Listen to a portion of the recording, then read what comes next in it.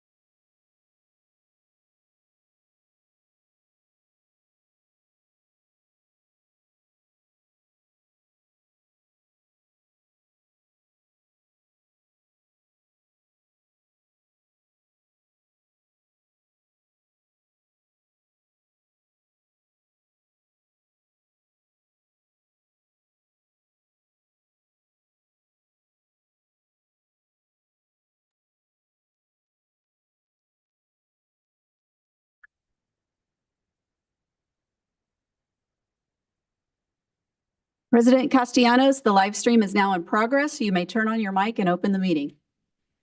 Thank you. Good evening and welcome to the November 20th, 2024 regular board meeting of the Capistrano Unified School District.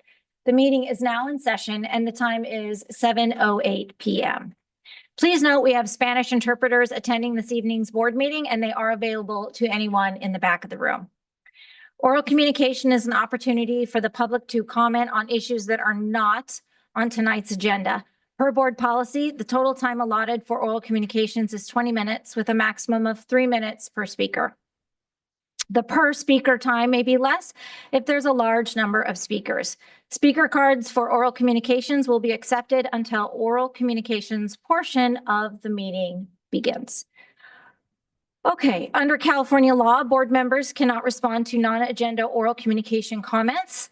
We would also like to note that while the public has the right to speak, the district does not condone speech that may be perceived as hateful or discriminatory. As a reminder, per board policy 9323, meeting conduct, requests to address the Board of Trustees on agenda item will be accepted only until 30 minutes after the start of open session. If we have any students registered to speak this evening on any agenda item, we will hear them before any adult speaker. All right, ladies and gentlemen, the purpose of a school and a school district is to teach. In addition to typical academic subjects, we want to teach young people appropriate behavior and respect for other points of view. Our students are watching and listening to us this evening. Tonight, we appreciate your support in modeling respectful and productive public discourse for our students and community. So we have a large crowd tonight, so please be respectful. All right, Ms. Hayes, please call the roll. Student Board Member Verando will not be present tonight for the meeting. Trustee Bullicus. Trustee Davis. Here. Trustee Jones. Here. Trustee Pritchard. Trustee Hanachek. Here. Trustee Parham will be absent for the meeting. Trustee Castellanos. Here.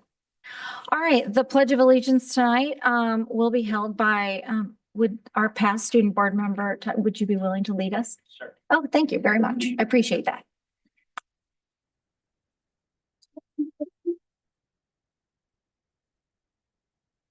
I pledge allegiance to the flag of the United States of America and to the republic for which it stands, one nation, under God, indivisible, with liberty and justice for all.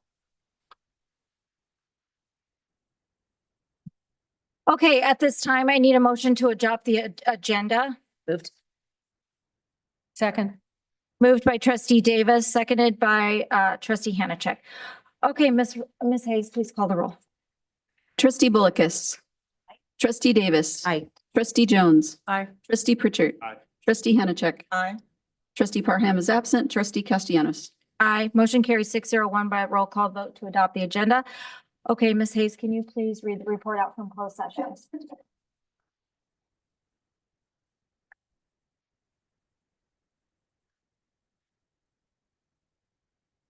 On agenda item A1 and A2, trustees voted 601 to approve staff recommendation on the following cases. Case number 2024017 and 2025005. On agenda item 3B, conference with legal counsel, anticipated litigation, no reportable action. On agenda item 3C, conference with legal counsel, existing litigation, no reportable action. On agenda item 3D, conference with labor negotiators, trustees voted 601 to approve staff recommendation. On agenda item E1 through E3, trustees voted 601 to approve staff recommendation on the following cases. Rejection of government claim number 2412460, 2412515, and 2412522.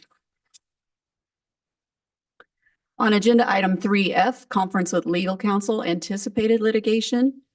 Items F1 and F2, trustees voted 601 to approve staff recommendation on the following cases.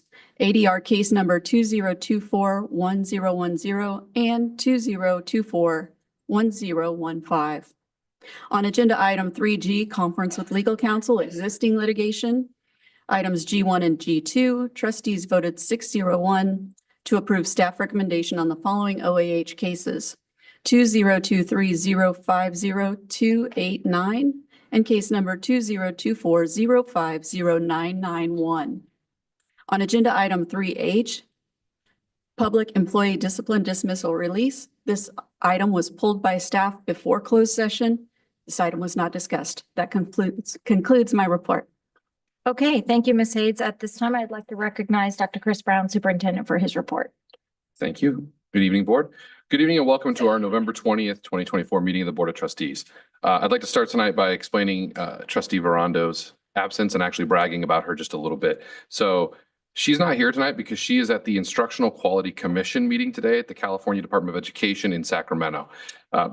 Every year, the California State Board of Ed appoints one high school senior statewide to the IQC. And after panel interviews, Catherine was appointed to this prestigious position.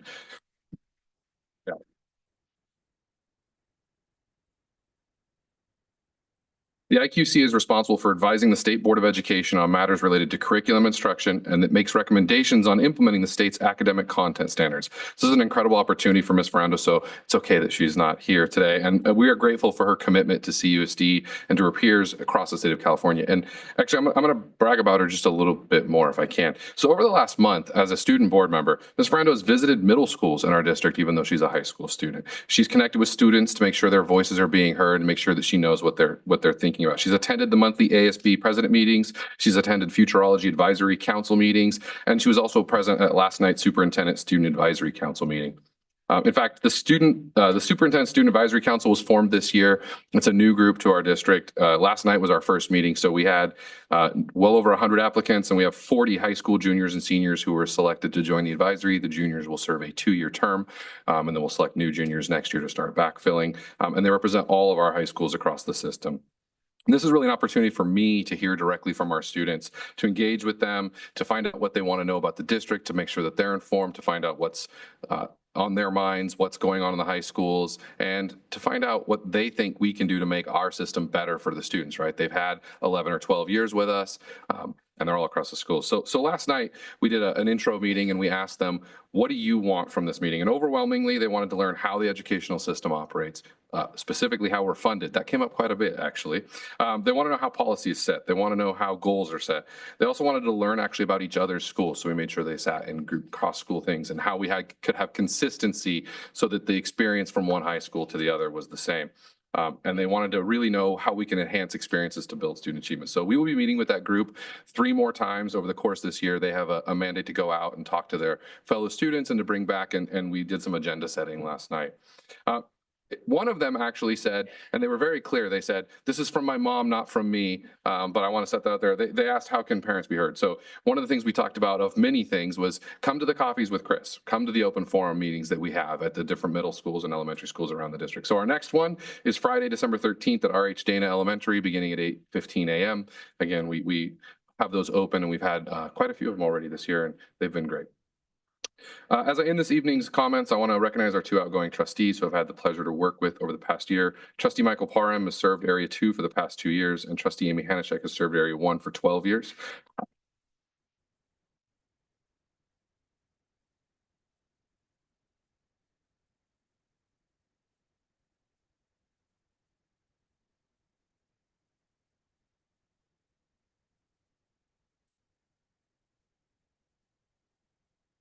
Well, this is going to happen.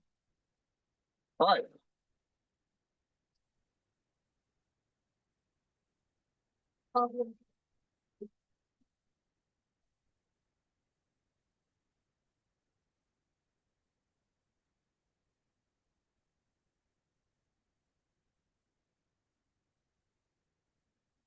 Thank you. Thank you. Yeah, I am grateful for the opportunity to serve as the leader of the district. And so I want to thank and appreciate both of them for their commitment and dedication to serving and supporting CUSD students through their work as board members. I also want to welcome Lisa Zollinger and Jennifer Adnams, who will officially join the board at our next meeting in December. And finally, as we head into Thanksgiving break, I want to wish you all a wonderful week off for all of our students, teachers, and staff who are taking the week off. It'll be very quiet around here, and honestly, I'm kind of looking forward to that. It's going to be nice to be here by myself. I hope you have the opportunity to spend time with family and friends and to enjoy whatever parts of the holiday make it special for you and your family. Those conclude my comments for the evening. Okay, thank you. Trustees, trustee Bullock, do you have any comments for this evening? Yes, I have one quick announcement. At the back of the room, there are flyers. And you know how I love to talk about the performing arts and the different things going on in the schools. At Tesoro High School, starting tonight and through Saturday, they have Shakespeare in Hollywood. I am told it is a hilarious play set in golden Hollywood with a dash of Shakespeare. So for a night of laughter, fun, and great performances, tickets are only $15, and I recommend going to Tesoro and catching a play, as well as the other high schools. Check out online on their website. Their plays are. We truly have so many talented students that put on great performances for us. And that is it for tonight. Happy Thanksgiving, everyone. Okay, trustee Jones.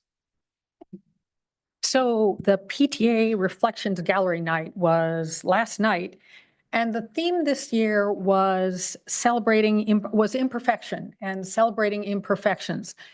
So I went to that. It was really very lovely. There was dance videos, regular videos, music, essays, art, beautiful stuff, very interesting. Some of it was funny, a lot of it was poignant.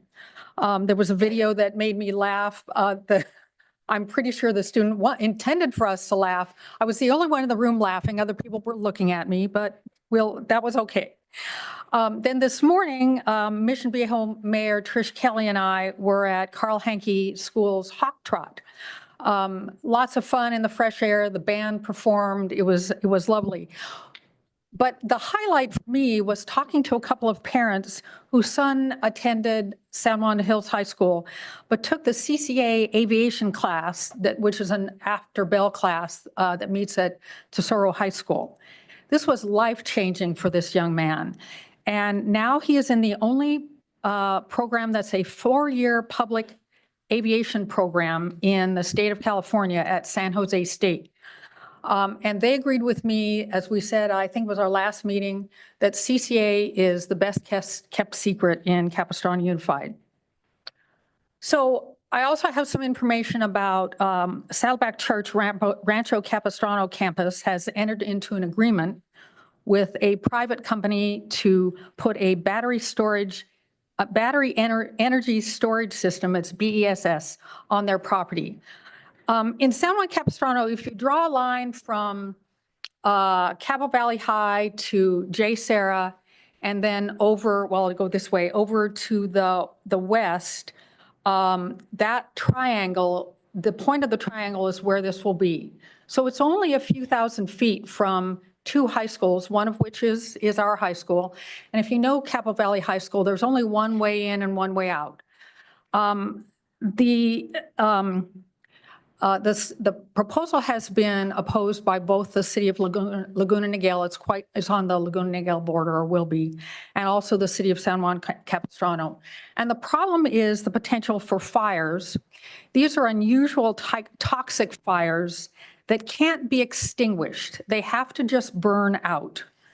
So this presents a problem for the area. It would mean that Cabo Valley High would have to be evacuated, and you would have to move toward the fire to evacuate the students.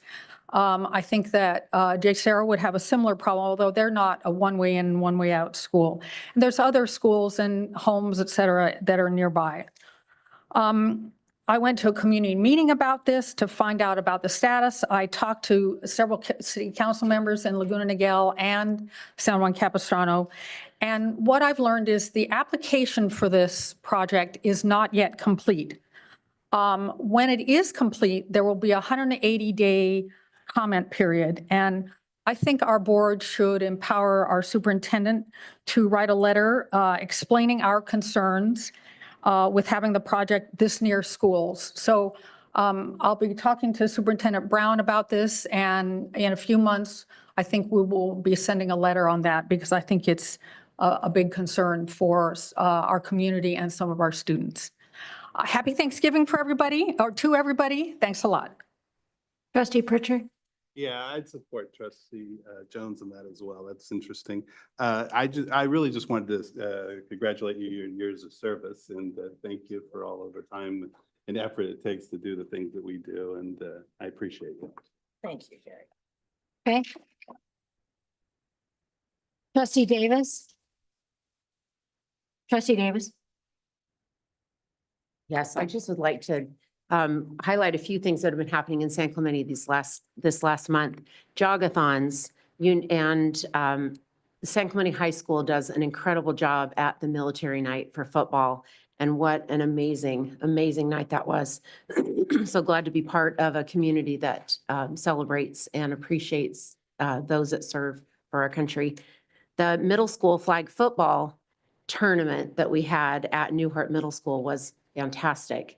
And with the CIF girls, San Clemente High School making it to the CIF for flag football, we know we're gonna have quite a few great, fabulous teams watching those middle school kids with the flag football. The water polo, let's see here. Our water polo at San Clemente ended up at the last round, one to the highest CIL levels to J. Sarah in the Division I. So that was incredible. It was fun to watch that season and see them improve and come together as a team. The boys football were went to the second round of CIF, and we did beat Edison. I'm just saying.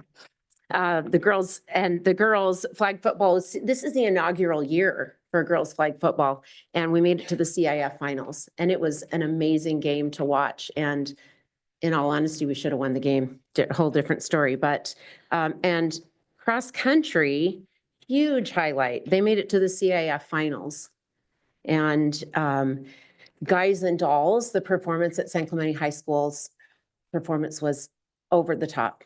Just absolutely incredible. So good things are happening across all of the district, but specifically I can speak on San Clemente, and was able to attend Union High School's graduation with Trustee Bullicus and Trustee Hanachek. It was incredible to watch these kids that are graduating early and that are meeting their goals and now marching on to the next steps. So thank you. And just on a final, I just want to thank everyone in CUSD for all that is done day in and day out. This is the month of thanks, and I am so grateful for everyone that does each and every part of what it takes to run amazing schools and to create world-class education. And so thank you to all, and happy Thanksgiving. Trustee Hanachek? Thank you, President Castellanos. So I have been banking my board trustee comments. So strap in, here we go. First, thank you all for coming here this evening. It's always great to see a packed boardroom.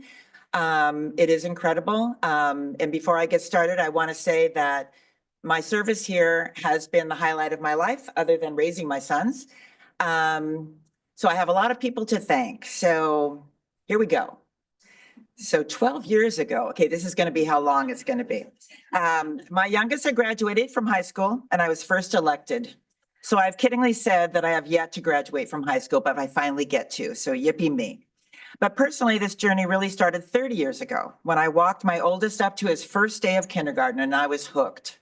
I was a goner. I couldn't believe that this was our reality.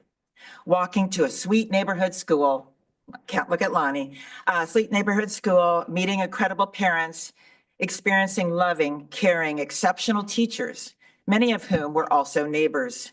Pinch me, what a gift. Although our educational journey was not always perfect, life is not perfect, it was darn close. And honestly, I have never lost my awe and appreciation of this extraordinary opportunity that is a CUSD education. A huge thanks to all of the parents that make this top performing school district even greater. These are often the best of times. It's hard to capture this sense of community once you graduate. You kind of start out thinking, well, this might help my kid, but soon your life is enriched knowing you are also helping the many along the way. And nothing exemplifies this more than our PTA partners. They had me at every child, one voice. This organization has served children, their families, and our schools with an unwavering commitment, no matter what the difficulties or hardships, budget, dysfunction, pandemics. I am proud to still be a card-carrying PTA member. And though bizarrely, they're in the house. And bizarrely, there are folks that I guess can't handle the idea of parents organized around what's best for all children, and they may attempt to throw up roadblocks. Promise you will continue to go around this nonsense and continue to advocate for educational opportunity, health, and safety for all children. I would be remiss if I didn't recognize our other parent groups such as DLAC and CAC. It has both been humbling and inspiring to be even a small part of this devoted advocacy for their students. If ever you find yourself losing your way, attend the CAC Sunshine Awards. You all have inspired and educated me beyond words. Both as a parent and board member, I am eternally grateful for the legions of support staff, the bus drivers, mechanics, food services, M&O, nurses, I'm going to forget some, but librarians, counselors, so proud of the addition of these much needed professionals on all our campuses. The heroic classified staff that serve with the ability to change hats and redirect, keeping us all moving forward. I salute you all. Okay, principals, and I put an exclamation mark on this one. Principals, what a job. Now there's a Herculean effort, and thankfully there are still many of you that want to do this, and wow, you do it so well. I have been fortunate to be able to witness in real time a leader that comes into a school and seemingly overnight positively impacts and changes a school culture. So many of you have been a mentor to me and my true north. You know who you are, and to quote Forrest Gump, that's all I got to say about that because the waterworks are going to start. To staff, thank you for your endless professionalism, patience, and kindness, and for having the best poker faces I have ever seen. Because when things are going wacky, I will often look over to catch you, and you're like this. So, and you have been able to do that oftentimes up to 7 hours. So not only are you an amazing at what you do, you could also probably clean up in Las Vegas. So thank you all so very, very much. All right, teachers, where to begin? Personally, collectively, and singularly, you caught my own children in just the right time and redirected their path from here to here. And you all do this each and every day for countless students. You do truly affect eternity, and I, like countless families, are eternally grateful. You carry a heavy load and are tasked with safeguarding the success of every child under your responsibility in an increasingly complex world. We and our society literally cannot move forward without you. Nothing can equal the expertise, care, and professionalism of a public school classroom teacher. That's why I will never forgive the anti-teacher rhetoric allowed to proliferate across this nation and in this very school district and school board. Please.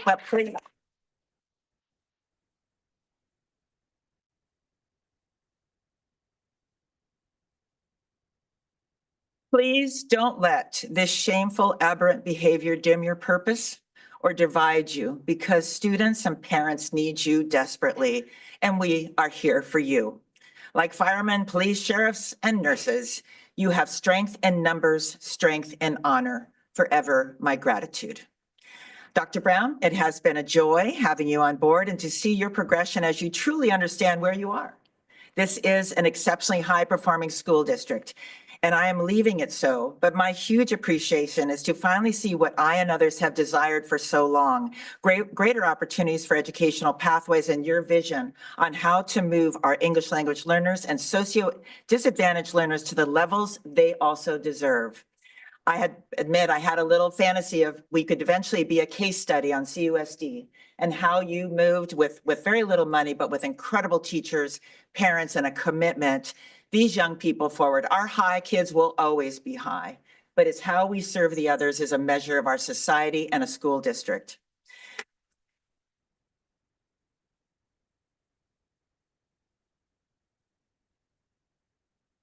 Finally, students. Always the students. You deserve to reside in that possibility space of potential. Who will you be? Where will you go? What will you do? Who will you help? Although this might seem naive in the current realm of idiocracy, I still think the following, written by my own CUSD graduate a long time ago, it was kind of a part of a Capo Valley Model UN speech they had asked me to write. And of course, I brought in the big dog, my own CUSD graduate, to help me out. But I still think his voice needs to be put forth. To our students, you are considered to be the most educated of generations, but education alone will not serve you. It will be your fluidity of thought, your creativity, your ideas that will propel you and society. Ideas are increasingly our most precious commodity, the scarcest input in the system of economy and society. But ideas alone will not be sufficient. You must be able to execute those ideas. This will require you to be more nimble, independent, and entrepreneurial than past generations. We cannot predict the future. We can only explore possible futures and work to make features of the desirable ones happen and avoid the undesirable ones. Staying mindful of current injustices is immensely important. Keep watch on the world with keen eyes that feed into an open mind. Listen to the perspective of others. Learn from history, lest you repeat the mistakes of your parents and your parents' parents and before. Study all that you see, take nothing for granted. Yet try to keep your heart pure and your passion alive. Try not to let the world harden you to the dream of a brighter tomorrow, even though the world will make that a constant challenge. I believe that optimism and pessimism are self-fulfilling prophecies, and you students have the choice to pick the better prophecy. Thank you all.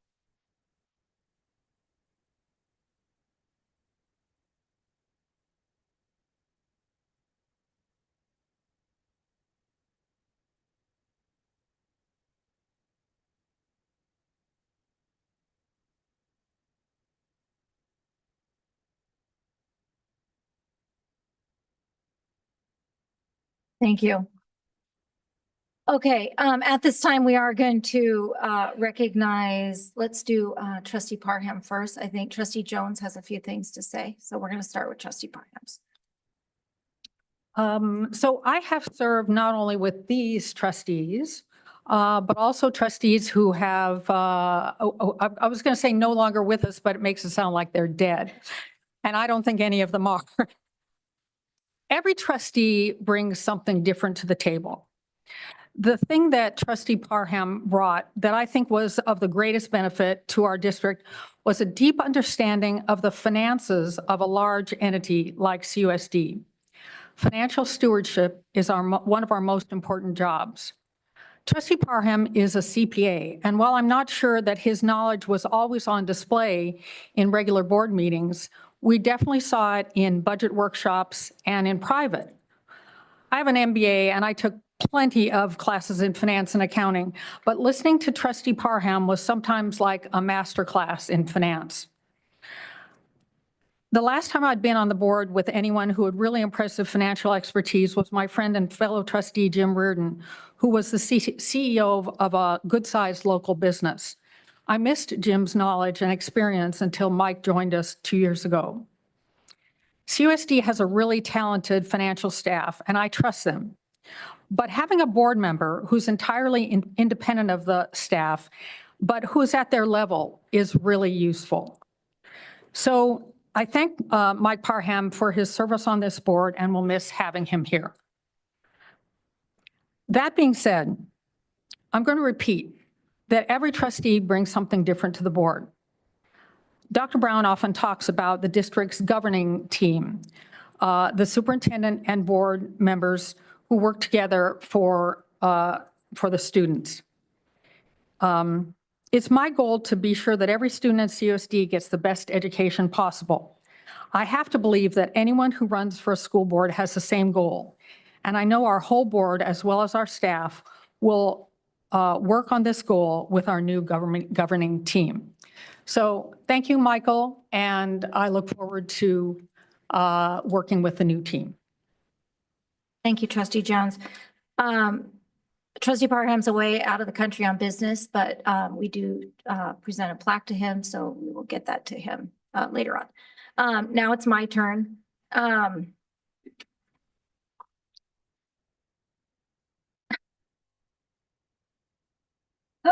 Trustee Hanachek. I'm gonna give this to you first. And Okay, then- let me just say, if I can get here's my plaque, but I think 12 years is a watch.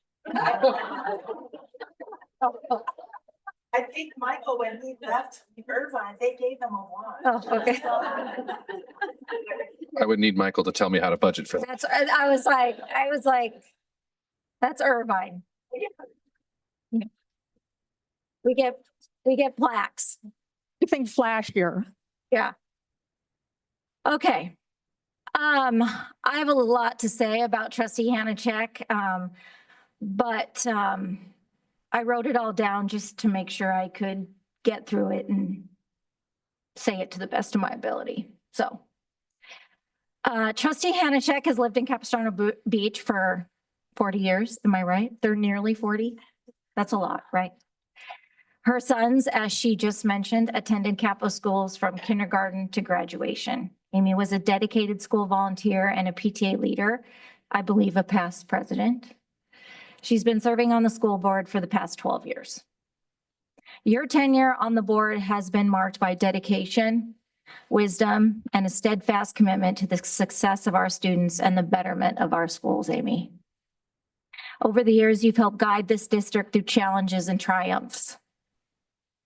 You've been a voice of reason, a champion for equity, and an advocate for excellence. Your leadership has left a profound and lasting impact on our schools, our teachers, and most importantly, our students. 12 years is no small commitment, and we know the work has not always been easy. You've spent countless hours reviewing policies, engaging with our communities, and making tough decisions, all while keeping the best interest of students at the heart of every single conversation. Your dedication to this district has been nothing short of inspiring. During her tenure, the district opened the first Mandarin immersion school in Orange County, built one of the best career technical programs in the state known as College and Career Advantage, and was at the forefront of serving social emotional needs of students, hiring counselors at every school, elementary school in the district, and increasing the number of counselors district-wide for all grade levels. Amy was also about advocating new facilities, like helping to secure millions of state funds for the Dana Hills High School new classroom building and the San Clemente High School new construction for a modern gymnasium. She championed for a robust career education at Shore Cliffs, resulting in a major kitchen classroom renovation. Amy was also a champion for supporting innovative learning programs like launching Junior ROTC, Seal of Civic Engagement, the Early Childhood Center, Family Resource Center, and Futurology. And there's much, much more. Amy also believes in school safety is at the heart of everything and actively supported the Las Palmas Parent Safety Committee, adding more security cameras and security fencing. She's also advocated for adding new air conditioning at Los Palisades Elementary School. Whether it was advocating for new or modern facilities, supporting innovative learning programs, and improving district policy, your vision has shaped the future of this district and created opportunities for generations to come. I'd like to thank you for your unwavering commitment and service. You have set a high standard for leadership and have shown us what it means to truly care about the power of public education. Through your time on the board is coming to an end. Your legacy will endure in the programs that you supported here, the policies that you shaped, and the lives you have impacted. We hope this next chapter brings so much joy and fulfillment, and of course, a little bit of free time. So thank you, Amy Hanachek.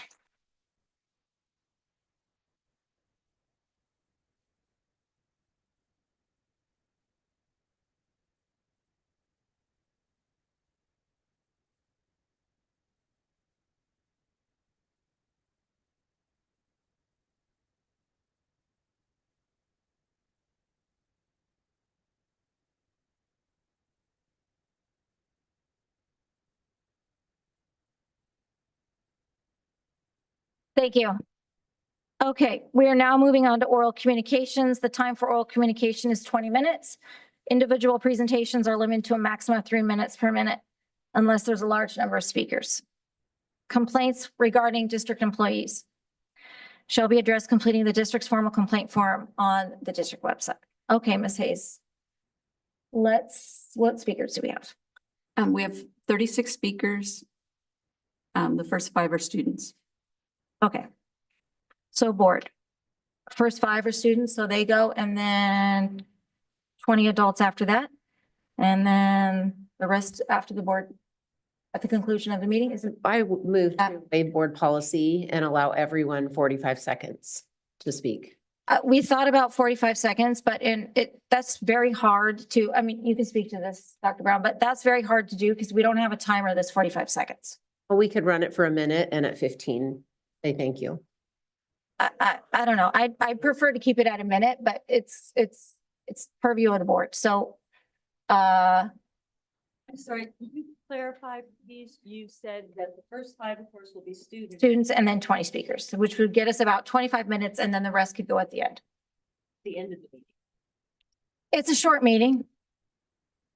Okay, well, in theory, Well, it's not a long meeting. What your current board policy allows for. So the current board policy is to reduce it to a minute. At this point, you're waiving 5 minutes of board policy. You're extending beyond the 20 to go to 25. And then the current board policy says anybody beyond that would then be allowed to speak after the agenda items were completed. So they'd still get to speak for 1 minute each, just at the end. Anybody beyond the first 20 plus 5 students. Okay, Why are we not just sticking to 20 minutes? And let the. well, we can. I just thought because there were 5 students, they would go first and then, yeah, and then we could do 20 adult speakers. It's up to you. I'm giving us merely a suggestion. I vote for keeping to the policy of 20 minutes. 5 students, 15, and then we hear the rest. at the end of the meeting. Okay, anybody else have an opinion? Okay, that's fine. We can do that then. Well, I'm understanding there's only 2 options. Well, we've already killed about 10 minutes. I- Doing this, so, I'll get this started, and I bet some will taper off. I mean, you know, which is. so- So we'll stick with board policy. All right, thanks. Go ahead, Ms. Hayes. Okay, I'm going to call up the 5 students. I'm going to ask you to line up, and then I'm going to call up the 10 adults and I'll ask you to line up and so forth. And the timer will be set at 1 minute. The first 5 students are, the first group of speakers is Sophia and Rachel Sutherland is 1 speaker. Daphne Phillips. Number 2, Nadia. Number 3, Elena. Number 4, and Lisa, number 5. And now I'll call up the first 10 adults. Linda Paddock, number 1, Lori, number 2, Shelley Welcome, 3, Shelley Rolano, number 4, Monica Moore, 5, Bonnie, 6, Linda Moore, 7, Julie, 8, Kelly, 9, and Susanna, 10. Sophia and Rachel Sutherland, please go ahead. Good evening, trustees, superintendent. Thank you, Amy, for your dedication to all students in CUSD. It has been a privilege to work with you specifically for the betterment of our special education students. But over the years, I have seen how dedicated you are to all students, their families, and the schools they represent. I have no idea how you do it, but you are at every single event for every school in your district and then some. And on behalf of my daughter, Sophia, and many of her friends, I thank you for your diligence in making sure she was not only seen, but heard, even when she didn't have a voice, because she mattered. And now that she's definitely found her voice and is very sad that you are leaving, I think she has a few things to say. What do you want to tell Amy, hon?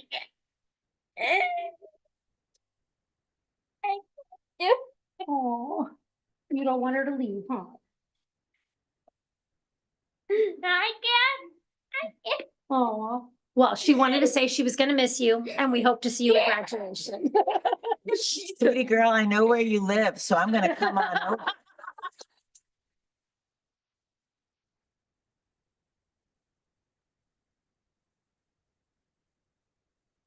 Hello. Daphne Phillips, please go ahead.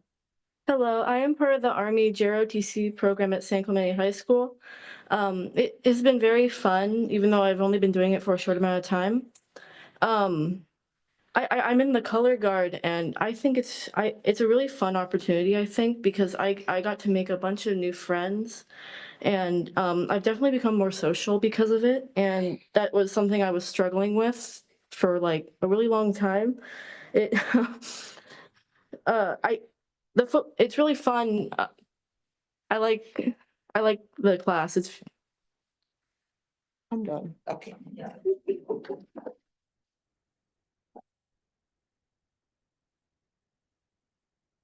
Nadia, go ahead.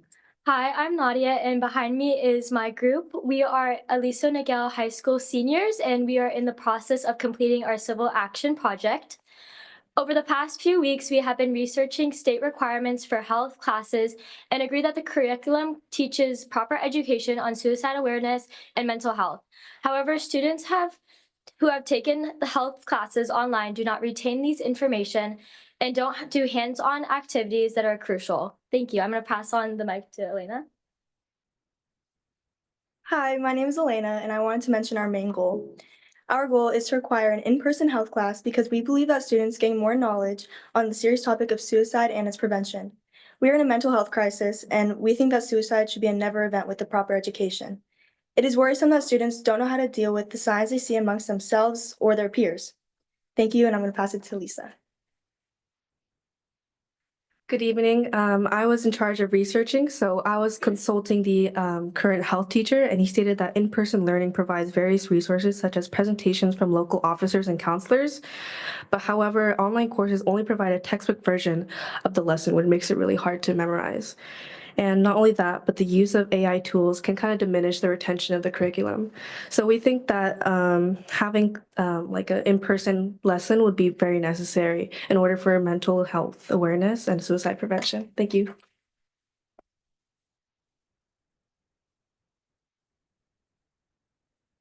Linda Haddock. Hi, my name is Linda Haddock. I'm a para 4 at ATP, and I wanted to encourage you guys to really consider CSAP, as it is minuscule cost to the school district when it comes to the overall budget, and it would really be helpful for your paraeducators who struggle during the summer. I also wanted to just bring up, because I've been coming to these meetings, these pictures that are up here, they are so white. They don't have people of color in it except one here or there. And I was hoping that maybe you could change that. That would be great. The other thing I wanted to bring up is there's been a lot of discussion about people using different pronouns than they were born with.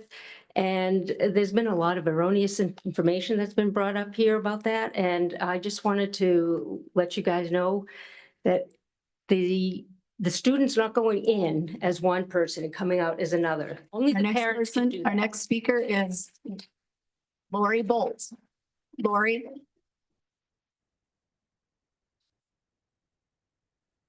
Good evening. I'm Lori Bolt, and I am a paraeducator 3 in a STARS classroom at Lobo Elementary.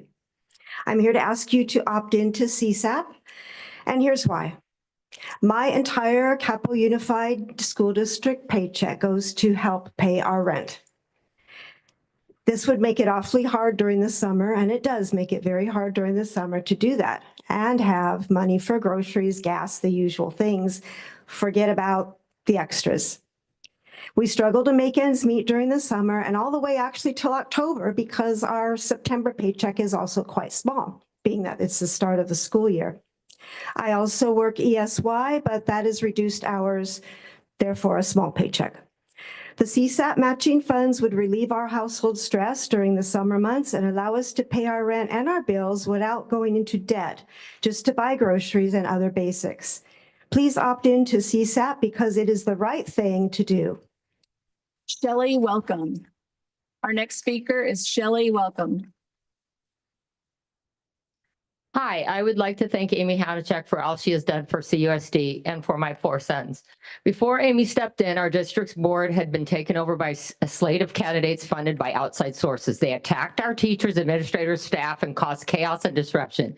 They focused on politics and their own personal issues instead of the students in CUSD. Amy brought stability and unity. She focused on education, safety, and making our district the best it could be for every child. She kept her personal politics out of it. She brought much needed funding and enriching programs to our district. Our district is one of the top districts in our state because of Amy's influence. Thank you, Amy Hanachek, for always being present for our kids, for being involved, for being positive, for pushing for more opportunities for all students, for putting the well-being of our kids over politics and manufactured culture wars, for being caring and hardworking, for supporting our teachers, students, our staff, and every single student. You're a great ethical role model with class and integrity. Thank you. From Miss Mama's heart, thank you. And climate change is real. Our next speaker is Shelley Rayland. Hi, my name is Shelley Rayland. My husband and I've had 3 daughters graduate from San Clemente. And during that time, for the past 11 years, I've served on the SCHS Drama Board. And I've had the privilege of working with you, Amy. So I want to take a moment to thank you from the bottom of my heart for the work that you did for my kids and all of the kids in the drama program. Even though you weren't technically our trustee, you were always there for us, and I'm forever grateful. In my experience, the wonderful thing about the drama program is that all kids feel safe, regardless of where they come from. And that's the beautiful thing about public education. Kids need to feel safe. And I would like to hope that the incoming board safeguards all children, whether they look like you, worship like you, love like you, or whether they share your religious or political beliefs. Thank you, Amy.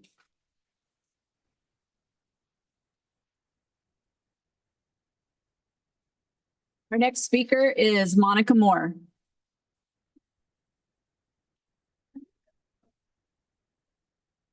After Monica is Bonnie. Go ahead, Monica. Hello, everyone. Thanks for listening to us.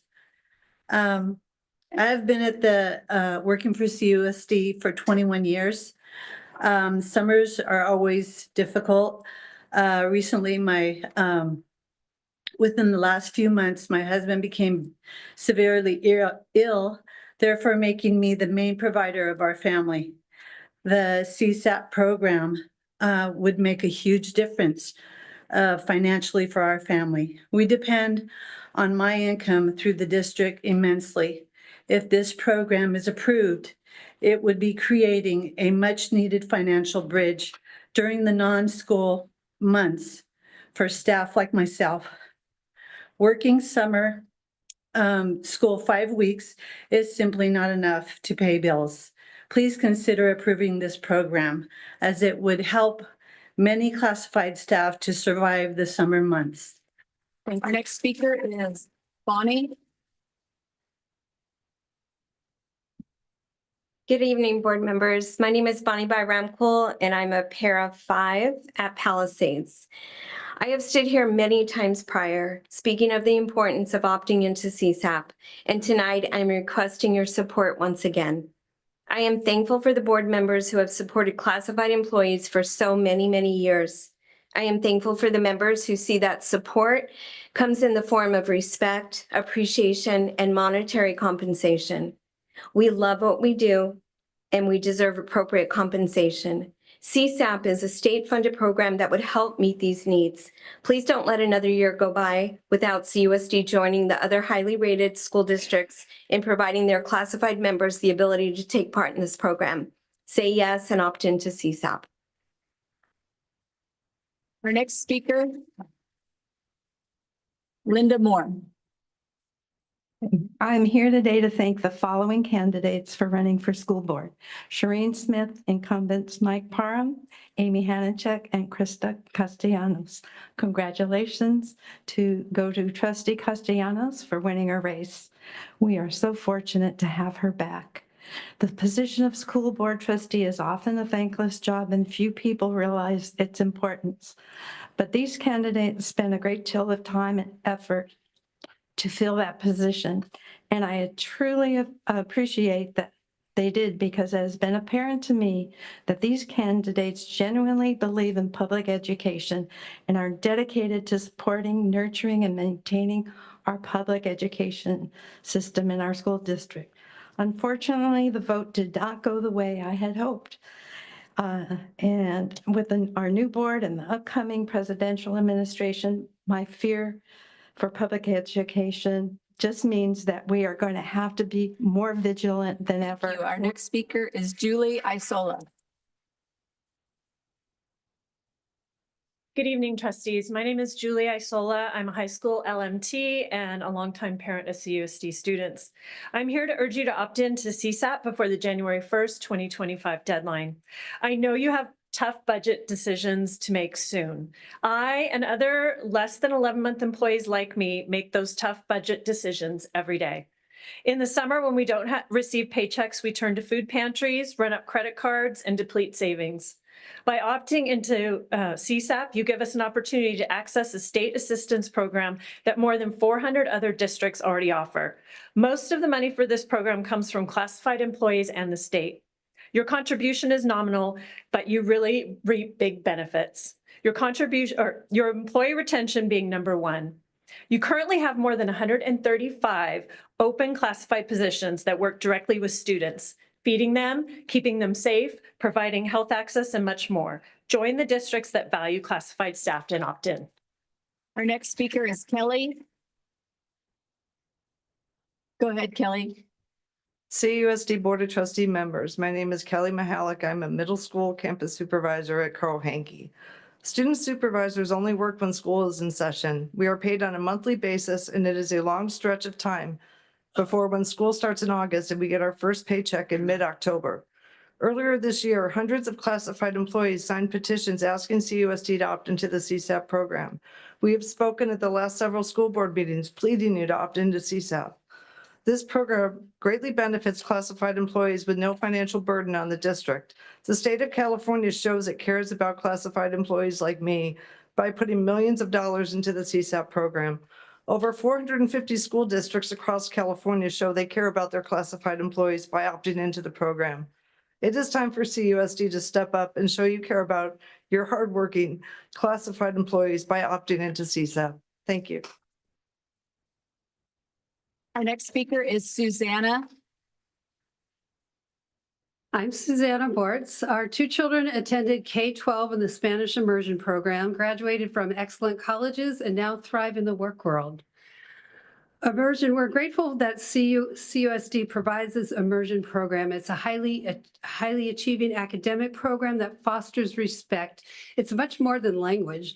Immersion allows students to see beyond their peers' appearance or native language, to see fellow students or teens also juggling homework, tests, and soccer practice. And as teens, our kids often begin to explore what they believe in. Teachers became a safe place for our teens to discuss their opinions with people who listened. I know sometimes my parental advice fell on deaf teenage ears, but if their teachers said the same thing, it was a great idea. I'll always appreciate the teachers who listened to, corrected, advised, and cared about our children. Thank you for an excellent education and acceptance of all students' authentic selves. Thank you. I'm going to call up the next 5 speakers to line up. Allison, Sam, Brianna, Sarah, and Susanna. Allison, go ahead.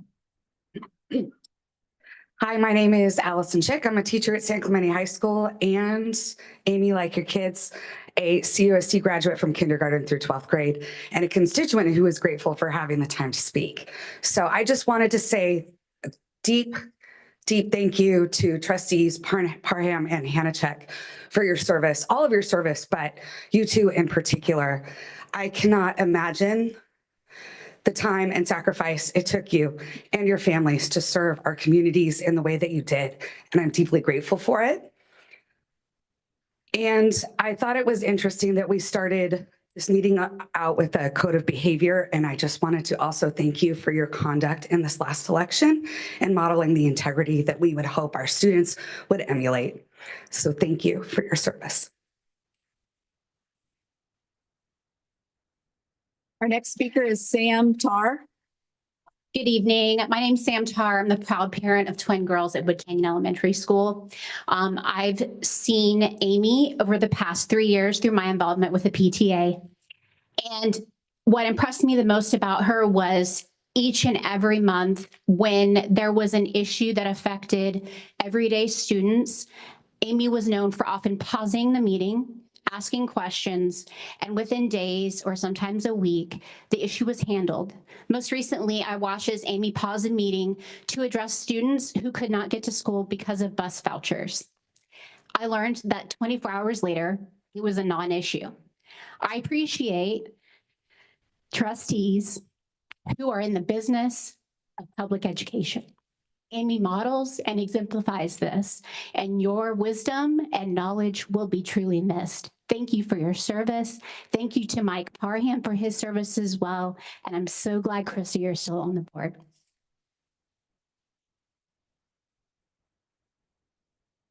Brianna Zimmerman. Good evening, trustees. My name is Brianna Zimmerman. I'm an RH Dana parent. About 5 years ago, my husband and I were actually considering moving out of California. And we were given great pause, however, though, when we started looking at the schools in the area that we were looking to move to.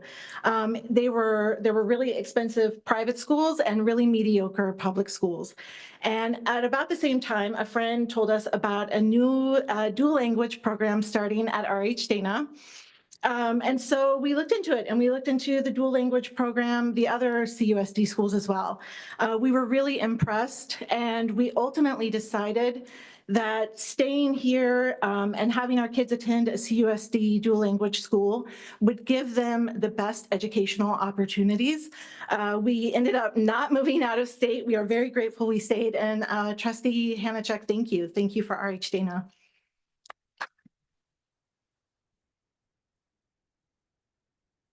Sarah Phillips. Sorry, I have to travel in a pack everywhere I go. My name is Sarah Phillips. I'm a parent in Capo with a second grader and at Truman and a freshman. Where'd she go? I don't know. At Sangamon High School. I want to thank Amy Hanachek and Mike Parham for your dedication to public education. You'll be greatly missed by so many Capo families. Both of you, along with President Castellanos and Dr. Shereen Smith, ran such positive and clean campaigns, and I thank you for that. On to my shout outs. Mr. Wilson, honors biology teacher at San Clemente High School, is cool, my daughter's words. Pat, the crossing guard at Truman, she is a fixture. She knows both my girls by name and is always ready with a hello and a wave. We have so many great people working with our kids. I sincerely hope that does not change with the new board members coming in, and I'll be watching. Thank you.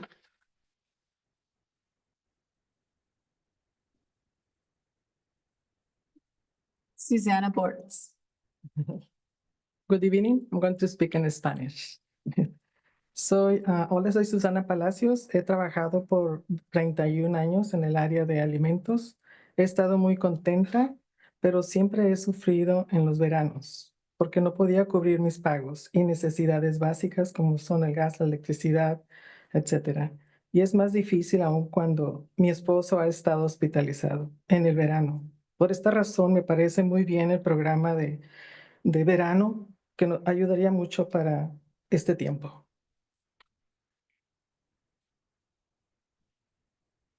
Hello, my name is Susana Palacios. I have been working for Capistrano Unified in food services for the last 31 years. I am very happy for my work, but every summer I suffer because I cannot cover my basic living expenses, like gas and electric bills. More than ever last summer when my husband was hospitalized, I believe that CSAP program will be great and it will help us through these difficult times. Thanks.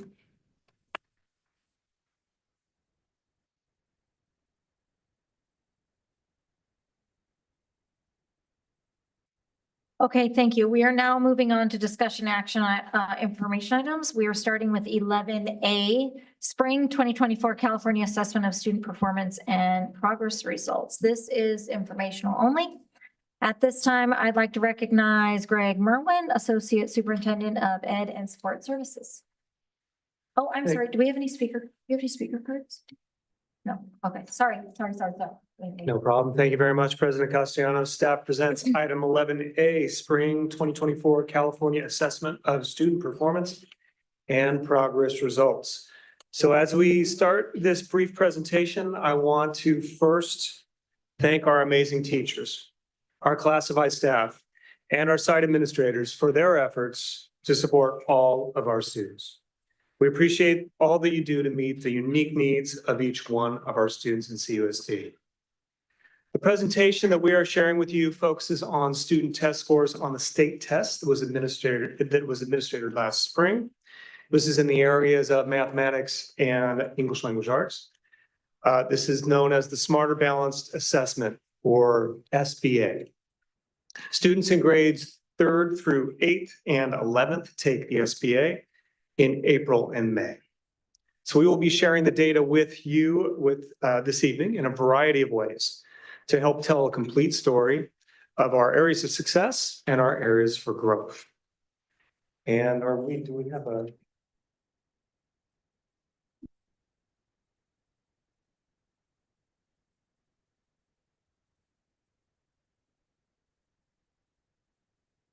Okay, so first, we share with you the overall percentage of all students who met or exceeded the standards in English language arts on the SBA. So you'll notice on this slide presentation, and apologies to our audience, which are struggling to see it, that we start with 2019 as the first date there on the bottom left, and then we move through 2022, 2023, and 2024. 2020 and 2021 are not there because we did not have scores from those years. So we are comparing our current score to our pre-pandemic achievement levels. As you look at this, our district is in the dark blue line. The highest scoring Orange County district is in the light green. Orange County percentage is in orange and state is in red. So when you compare us with the other groups, we are the only group that recovered from the pandemic and are holding steady at pre-pandemic levels. The state is still 4.44% below their 2019 level. The county is still 2.1% below where they were in 2019. And the highest scoring Orange County district is more than 4% below where they were in 2019. So while we are proud of this work, we also recognize that our goal is that every student meets and exceeds the standards, and so we recognize we have continued work in this area. Moving on to mathematics, we again see the overall percentages of the students who met or exceeded in the area of math on the SBA test. Our district, again, in the dark blue, and the other percentages, as I said, with different colors. Unlike language arts, where our scores maintained steady after 2019, our meeting and exceeding scores declined 3.56% from 2019 to 2022. Since then, we have improved nearly 3% to over 60%, and we are within approximately 0.5% of the 2019 scores. So in contrast, the highest scoring district dropped more than 10% from 2019 to 2022, and they are still 7% away from their pre-pandemic levels. The state is still more than 4% away from the pre-pandemic, and the county more than 2.5% below. So similar to language arts, there's much to celebrate, but there is work to be done to better support our students in math. So now we are going to be looking at the data differently, and we're looking at growth. So we are focusing on the areas of language arts and mathematics for growth. The way we're doing this, as you can see on this first slide for English language arts, am I getting a weird echo or something? I can see the faces. I'm like, something's not going well. Is there anything we can do about that? Maybe I'll move further back. Okay, so in this first slide, we're looking at 22-23 and 23-24. Those are the stacked bar graphs. We are only focusing on the students who tested with us both years. So that way we can see the students who were with us both years and what the impact was that we had on those students. So that means we are not including students who were new to us last year, who might have come from local district, other districts, charter schools, private schools, or out of state. They are not in the numbers. So the numbers that we are looking at tested with us in 22-23 and 23-24. So as you look at this, more blue and green is good. Okay, blue is exceeding, green is meeting standards. The yellow and the orange, we want to see those decrease. So you can see in the trends here that 1.8% increase in meeting and exceeding compared to the previous year for the students that were with us both years. You'll also notice there was a decrease in both the yellow and the orange when you're comparing from 22-23 to 23-24. Also, if you note, let me see if I can use the laser here. Oh, there we go. Okay. Also, you can see that overall, 22% of our students went up at least one level. So that means they went up 1, 2, or 3 different levels. 22% of our students did that. Whereas again, 58% maintained a level. And this is in English language arts. When we move to mathematics, again, looking at the students that were with us both years. And let me make a point of saying this means that our 11th graders are not in the numbers because they didn't test in 10th grade. We only test with the Smarter Balance test 3rd through 8th and 11th. So therefore our 11th graders are not in the numbers. So as we look at mathematics, you'll note 2.2% more students exceeded the standards in math. However, the total percent of students who either met or exceeded remain the same. Similarly, as you look at the students who were nearly met or did not meet, relatively unchanged from year to year. The number of students that went up a level, 20.2% of those students moved at least a level up, and then 61% maintained the level from the previous year. This is important data for us, and I want to thank the board again for supporting the new adoptions of the curriculum for math in elementary and in middle school. Because again, 3rd through 8th is the heart of this data right here. These are the students who were with us both years. We have new curriculum. We provided training starting in the summer and into the fall for our teachers to know how to use this new curriculum. And we are confident that as this curriculum and training moves forward, that we will see a positive movement with our mathematics. So I'm now going to hand it over to Dr. Johnson to elaborate further on the data. Thank you, Dr. Merwin. Am I echoing as well? Am I okay? Okay. All right. So this table should look familiar to trustees. It's a little bit more colorful this time. So this also is looking at just 2 years of data. So this is for English language arts in the Smarter Balance assessment. And this is representing schools based on the median student achievement for the schools. So basically the average student at each of the schools in our district for elementary. So this covers data for those students who were tested in 2023 in grade 3 and then tested again in 2024 in grade 4, as well as those students that tested in 4th grade in 2023 and then were retested again in 5th grade in 2024. So I'll start with the horizontal blue line there. You see that as we move right, those are schools who are above standard. We have 32 schools that were above standard. And then on the left with the light blue arrow, we had 5 schools that were below standard. And then on the vertical line there, the green line going up, the darker arrow would be growth. We had 25 schools grow from the previous year to the 2024 testing, and then 12 schools decline. Now going clockwise, I want to look at the upper right-hand corner, blue. So we had 23 schools that grew as well as were above standard. Then moving to the orange, we had 9 schools that were above average but declined in growth. Then on the left-hand side, if we look at the green quadrant, we had 2 schools that grew but were below standard. And then finally, in the red quadrant, we had 3 schools that declined and were below standard. We always want to grow over time, so we want to move schools up to the top 2 quadrants to get them to that far right blue quadrant. So next, we're looking still at elementary, but this is for math. Once again, the horizontal line is for relative to the standard. So the blue arrow going to the right shows that we have 28 schools that are above standard. And then to the left, the light blue line, we had 9 schools that were below standard. And then the vertical green arrows going up, we had 5 schools grow. And then the downward light colored green arrow, 32 schools decline. Looking at the upper right blue quadrant, we had 5 schools that were above standard and also grew. And then the orange quadrant, we had 23 schools above standard but declined.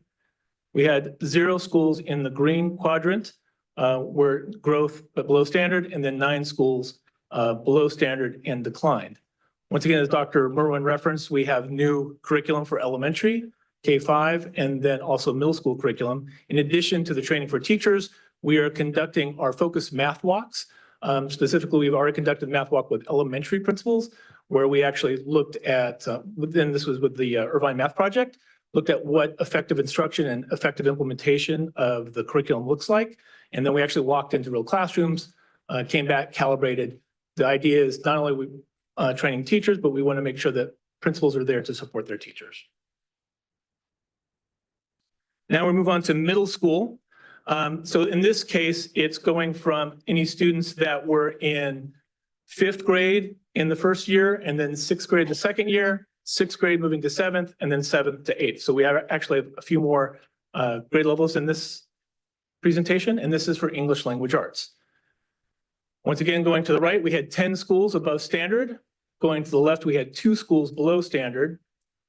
On the green vertical line, we had 6 schools grow, and then 6 schools decline.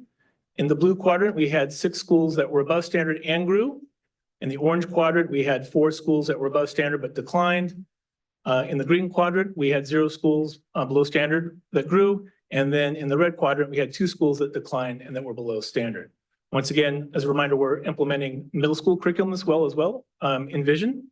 And we have conducted, similar to the elementary level, principals. We had Irvine Math Project work with us, do some front loading on what the effective implementation of the curriculum looks like.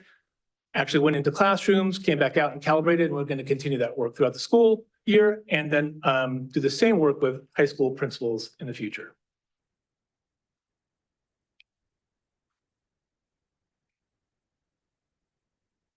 Oh, I didn't.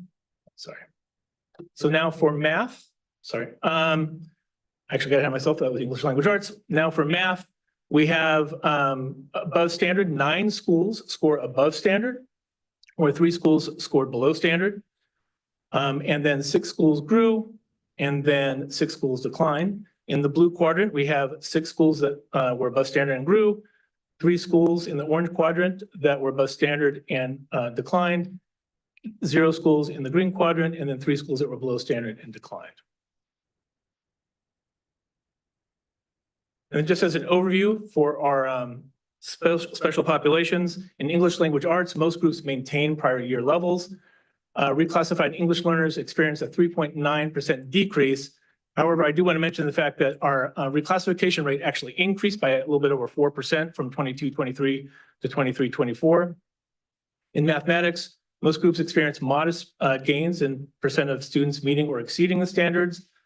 Long-term English learners remained at previous year's levels, and then reclassified English learners experienced a 2.1% decrease.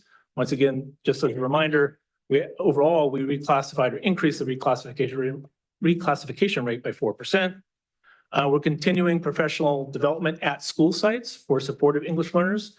And then we're going to continue to focus on Great First Instruction and leveraging the elevation activities, which are specifically designed to support English learners.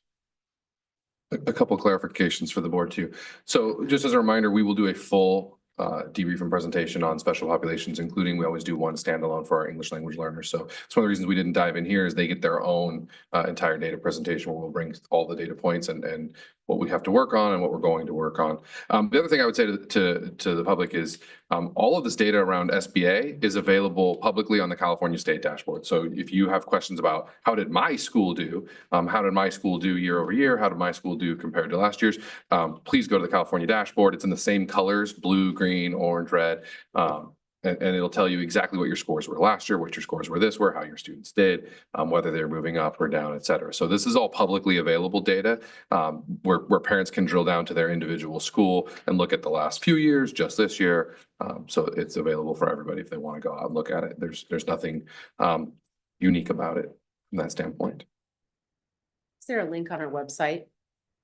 I believe there is a link somewhere in the California dashboard. We've also put it in the last few board presentations. We've talked about the dashboard. We've linked to it in those presentations. So we'll get it put on the website if it's not. But I do know that in the last few data presentations that were presented to the board, the link is in there for parents because we've talked about how the dashboard is what the paper often reports on, right? It's always delayed, right? So the dashboard is based on SBA data, which the kids take the test, depending on the school district, some March, April, and we get the data finally unembargoed October is when we get the data. So if the question is, why so soon? Because that's when the state provides the data for us. We're not allowed to release it until they provide it unembargoed, which is not until October. So then in the November presentation it comes. But yeah, we will make sure the dashboard's available or the link to the dashboard's available. But you can just go into Google and type California testing dashboard and it'll pop right up. It's also a good idea to speak with your principals, your students' principals about this data because they have all of this information specifically about your schools. Okay, Trustee Jones, you have a question? Yeah, I wonder if Dr. Johnson's slides could come back up, because I had a couple questions. Yeah, so go back one. So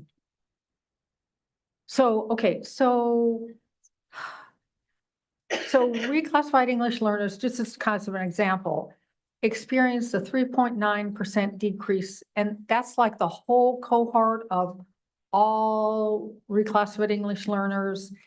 And so that average, the average student there experienced a 3.9% decrease in their ELA score, right?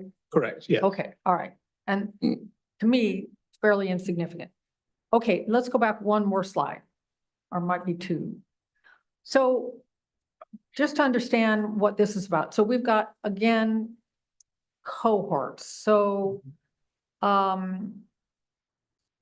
I know that there's really 3 cohorts in each instance because there's 6 to 7 and 7 to 8 and 8 to 9, right? 5 to 6. 5 to 6 to 6 to 7, 5, 7 to 6, 8. 6, 7, and 7, 8. Okay.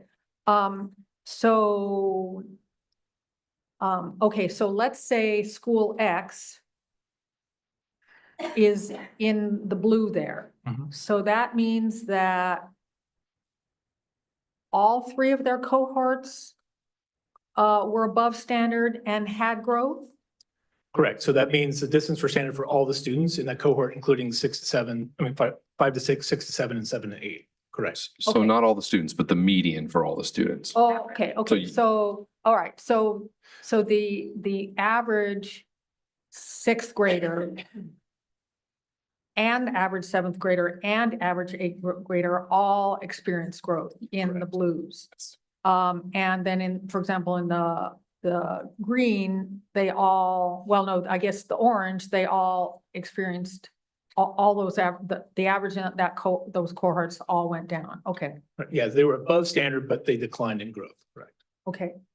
And do we have any sense of what was going on in these cohorts? I mean, of what is driving the differences? And for example, like, I know that these weren't all the same for mathematics and ELA, but it kind of looks to me as though the numbers were pretty similar. So my sense is that the same schools that were in the pink were in the schools that were in the pink were pretty much in the pink for ELA and math. Is that correct? You're not sure. I don't know if they're the same schools, no. Yeah, I would say that there are some schools that are the same schools, and there are some schools that in ELA and math exist in different quadrants. So for example, there are some schools that might be Yeah, it's not blue exact- in math and orange in ELA. Okay. And there are some schools that maybe the average cohort did show growth, but there was a difference in how much growth in the cohort, right? So summary data obviously moves through all that. So one of the things the principals look at is not only where is my growth bigger or stronger or smaller, or where is my decline greater, but did I have certain cohorts of students that experienced a certain pathway that maybe looked different, or do I have some sort of reason that I can point to? And then principals are also asked to look at students, right? So how do we support those students, right? Because while the median might have gone up, we still want all students meeting or achieving, right? So you might be a blue school and your cohort medians are above standard and they're growing, that's great, but I'm still going to ask you, but if you have students who aren't individuals, what are you doing? How are we supporting them? What interventions are we getting for them so that we can make sure that not only are the schools blue, because when we talk about presenting a brief presentation, we're summarizing it, but for the principals and the teachers, they're starting to drill down into my individual students in my individual classroom, right? So it goes all the way down. So they know which classes actually moved up or down and which kids moved up and down so that they can provide the right supports. So if you, let's say, again, this is middle school and you're one of the schools in blue. So, or let's just say you're a school. So your sixth graders went up, but your seventh graders stayed the same and your eighth graders went down. So where do we see you here? You don't fit that because it wasn't all three cohorts. No, it's the median. This is the median. So it's the median of all three cohorts. So it would depend on, did your sixth grade grow a lot and your seventh grade stay the same, your eighth grade just slightly decreased, you'd probably be a blue school, right? So that's why the principals are asked to look at how did it work in each classroom? How did it work with each student? And they're given much more granular data to go over with their supervisors. Okay, thank you.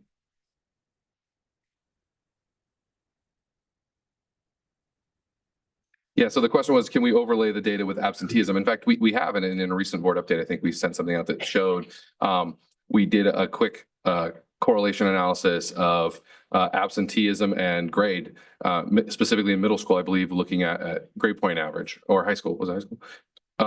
And there was a very strong correlation. The more days kids show up to school, the higher their GPA. The less days kids show up to school, the lower their GPA. Remember, correlation, not causation. So it could be correlated either direction, right? But there is definitely a correlation between student attendance in school and student performance in terms of academic achievement.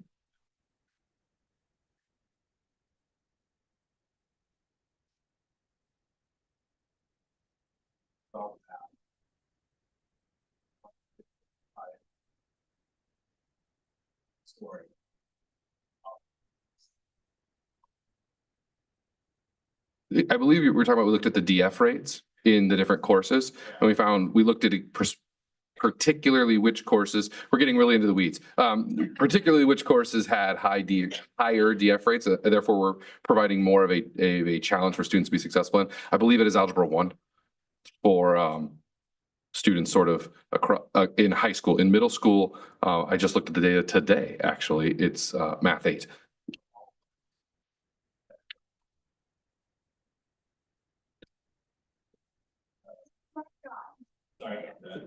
So all of the data then, it was B's and F's at Algebra 1. Yes. 12%, something like that. Yeah, I don't have it memorized off the top of my head, but I'll say like 12.8% or something of the grades in algebra are a D or and F. 12%. How many students is that if I were to count? I have no idea how many students are in our algebra classes. You're talking about a couple thousand across the system. High school students. Yeah, I mean, algebra in high school, you're talking about half of the ninth graders in each high school are taking algebra. So, and about 12% of them are earning a D or an F, right? That's one of the reasons we do this analysis. So then we can look at, okay, how do we provide the support for those kids? What do they need to be successful? Because we want them to get to higher level math. So what's the remediation? What's the intervention? And we've done that across all the courses. I have a question. So I think we're looking then, we've known anecdotally that young people going through, they might do okay in middle school and then they do hit that algebra or anything or higher in high school and then sets up, we've talked about this, sets up the tautology of failure. I can't do math, et cetera. So I know that the intention for our middle school math program following the Irvine Math Project is to help mitigate that, right? Is to give all kids a better barometer of their foundation as they, where they're at. So the high kids will still be high, but the other kids will have a chance of hopefully not having what Gary has just highlighted, right? With that trip up with the algebra. So I'm really looking, I'm kind of bummed I won't be on the board to see that going forward. Obviously Irvine, we're behind the curve. Irvine itself, isn't that the school district in light green? They have launched the, no comment.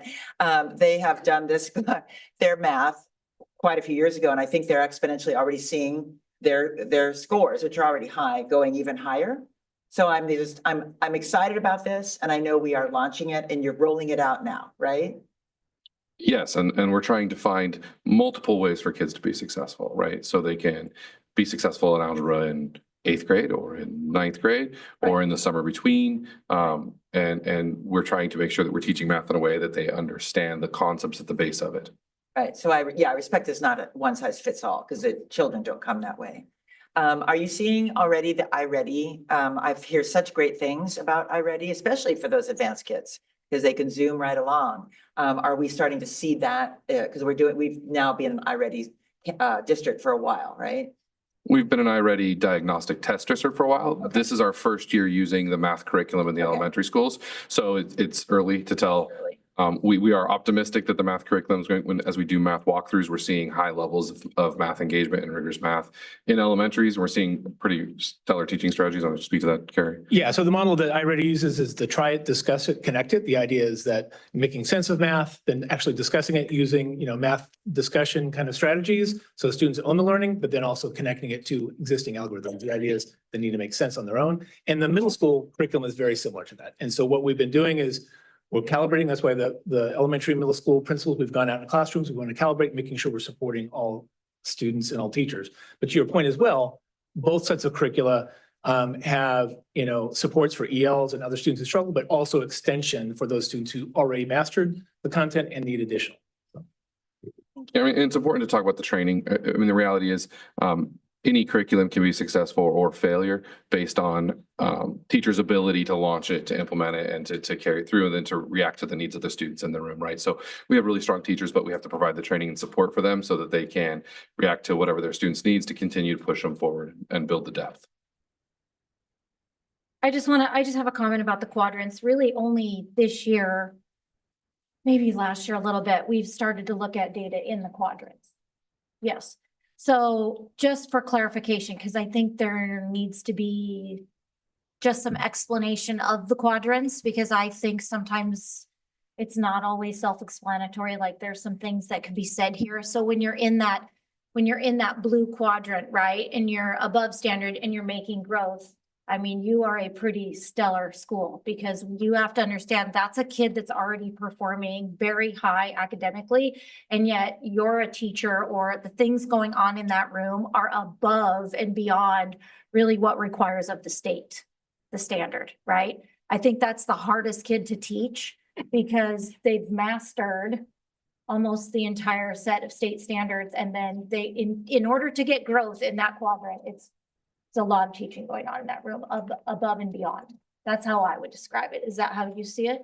Yes, if you're a student who's living in the blue quadrant, that means that you have the grade level standards met, and you're increasing your ability, so you're starting to exceed standards and go far beyond. Still growing and still growing. And So we use the quadrants is to emphasize that really growth is what matters. That's one of the reasons we only talked about students we had for 2 years, because if you just came to us this year, we don't know what you had last year. So we're looking at 2 years of growth with us, right? Because we want to make sure that it's growth with us. You could come to us, and it doesn't really matter where you're going to come to us. We're going to try and make you grow. yes, but that would be said for the green quadrant, right? So even though you're below standard, you would be showing a tremendous amount of growth. So you have kids that are coming in not knowing some things or not meeting certain standards, but the growth factor is there. That is exactly, I'm assuming, that is where we want you to be, right? Is that we look at you and we see that tremendous amount of progress and growth that's happening within that school year. Correct. I mean, to reiterate what Dr. Brown said, we want growth, and that's going to get us to the above standard for all schools. Yeah. I mean, the reality is if you start as a student in the red quadrant, your path will be green quadrant, blue quadrant. Yeah. That's the path. You skip the orange, right? You Yeah. grow until you're above standard and then keep growing. Yeah. Okay, thank you. All right, this was information only, so we are now moving on to 12 or 11B. Yes, we are. Okay.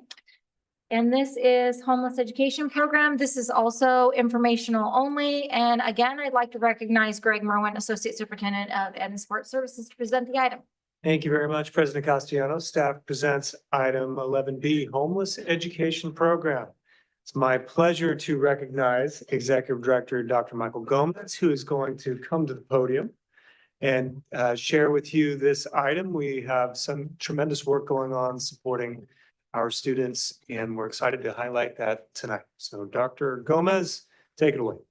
Thank you, members of the board, for this opportunity to share about our homeless education program that we do here in CUSD, and we do a fantastic job serving a very needy community. Just to go over kind of just an overview, I'll talk about our different requirements under the law, some of our funding structures, and then the unique things that we do as a program overall as a district. But I want to start with this picture here. There's two pictures here. And truly, this captures the heart of what our homeless education, our homeless parents and families are here.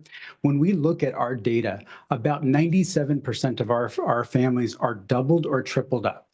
And often that means that there is one family, could be a family of 3, 4, 5, 6, sharing one bedroom. And in some cases, it's a 2 or 3 bedroom apartment, and that could be shared by 2, 3, or 4 families.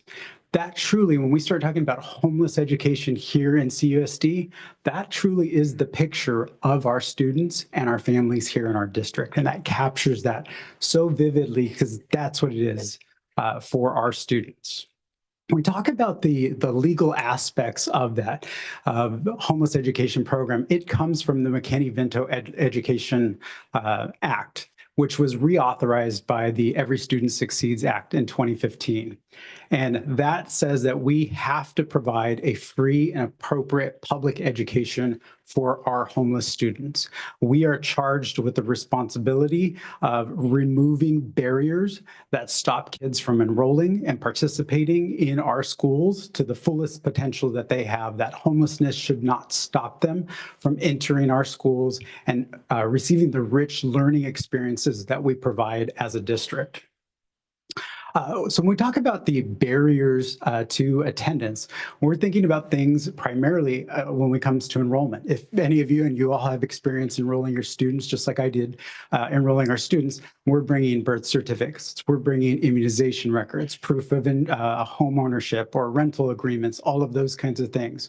When you're a family experiencing homelessness, a lot of times that paperwork is not there. You might not have the SHOT records. You might not have that rental agreement, those kinds of things. The McKinney-Vento Act allows us to enroll those students without those documents so that the most important thing is that we get the kids in school. That's probably one of the biggest barriers that we find for our homeless students across the nation in programs that are serving our homeless populations. The other thing is having the right supplies, having clothing, having all the things that it takes to be a good student and fully participate in our educational programs. Books, backpacks, papers, pencils, all of those kind of things that we don't even maybe think too much about, like, oh, everybody has that. For some of our homeless kids, they don't have those resources. And the McKinney-Vento Act provides those resources so that we can put those in students' hands so that there is not barriers for our students as they enter our schools. The way that students are identified as McKinney-Vento, as homeless, is through a housing questionnaire. And this housing questionnaire is done primarily when students enroll. We do it every year as we are bringing kids back in school, part of the registration and updating all of those things. They complete a housing questionnaire. This housing questionnaire asks them, are you doubled up, tripled up? Are you living in a hotel, motel? Are you in a domestic violence shelter? Are you living out of your car? If a parent indicates any one of those options, they are then deemed a homeless student for all intensive purposes. One of the neat things that we were able to do last year, really in talking with our partners at Unidos South, was our paperwork became a burden in and of itself, this actual physical paper of this homeless questionnaire. And in that dialogue, we found a way to be innovative with that. We have moved this form. We still have the paper form. We have it in multiple languages, but we moved it all online now. And the amazing thing about that innovation is that now, as soon as a parent fills that out, which is phone friendly too, so parents can fill it out on their phone, within 20 seconds of that being sent, our office in state and federal programs has that, as well as the homeless site liaison at every school site. So there's no, here I'm turning this in and here's a stack of paperwork and getting that over and making its way here to this building. Instantaneously, we are able to do that. The amazing thing about that in and of itself was before the first day of school, in fact, 3 days before school, because of this option, because schools had said, use this as your option for that, we had already identified 2,000 homeless students before the first day of school. Because every year this recertification process happens. So we knew the students, by and large, almost 2/3 of them before school started. That allowed us the timeline to get resources deployed before the first day of school started. And that was an amazing innovation that we were able to bring to our homeless education program. We didn't have to wait for every school to sort through their stacks and who's a yes and who's a no and get that over here. We were instantly able to do that and then tag them the right way we needed to in Aries, as well as our food services system, which was absolutely amazing that our team was able to do that. When we look at our numbers as a district, our numbers have stayed pretty consistently, right around 3,200 students. In fact, as of 2 weeks ago, our official number was 3,205 homeless students that are identified. That number changes as students move in and out of the district or their housing situation changes throughout the year. But roughly, again, back to that number, about 97% are those double and triple up houses, housing situations. We do still have families that live in temporary shelters here within the district. We do have some kids that live in motels, and then we have unhoused students. There are students that are actively living in their car. We have families that live at Capo Beach, and they live in their car there, and they can park their car not far from there, and they attend our local schools at Dello Obispo, because it's right down the street from that. We have that. That's some of the kids that we serve as a program. About 4 years ago, we applied as a district for a competitive grant. My predecessor, Stacy Yogi, applied for a competitive grant. This EHCY, Educating Homeless Youth and Children, is a federal grant that's managed through CDE. It's competitive. And so we had to apply and bring down all kinds of support for that. We were awarded that several years ago. This past spring, our team was able to reapply and we were awarded that. So when we think about how our homeless education is funding, there's really two primary sources. One is Title I. We're required to set aside 2% of that annual allocation. This year's allocation was approximately $5.5 million. That 2% reserve that we set aside for our homeless program is about $111,000. This 3-year grant, that competitive grant that we received, is about $129,000 that we'll receive. We get 3 installments of that, $129,000. That, especially our Title I reserve, is what pays for our special projects grant technician, Margarita Vivas, who is truly the heart and soul of our homeless education program that is just passionate about meeting kids' needs and meeting family needs and what can we do. And she, when it comes to deploying resources, Our schools reach out to her to get those resources deployed across the district and does a fantastic job. So when we look at what our overall funding is for our homeless program, it's approximately $240,000 from these two primary sources. What do we do with that funding? On top of having an amazing special projects grant technician, it's the resources that we're able to gather and the services that we're able to provide. So for our homeless students, we're able to provide additional tutoring. We're able to provide tutoring for AP, ACT, SAT prep, all of those kinds of things. When we find out there is a need, we're able to deploy those. So we already have agreements with comprehensive college prep, for counseling prep for universities and colleges. So our Futurology does an amazing team in reaching out, but for that even additional support and that one-on-one, let's talk through FAFSA, let's talk through all that, we have resources that we deploy for that. On top of that, our program, through the EHCY, that additional grant that we receive, funds additional assignment hours for a lot of which are our bilingual program, our bilingual community liaisons. They receive additional hours to be that school site homeless liaison. And they are like at the probably the most critical level on the ground, hearing stories, what's the need. They connect with Margarita, and then we can start deploying resources across the district. The other thing that we have is 4 marriage family therapist counselors. So we know that when we have students that are living in experiencing homelessness, there's oftentimes additional baggages of just life happening.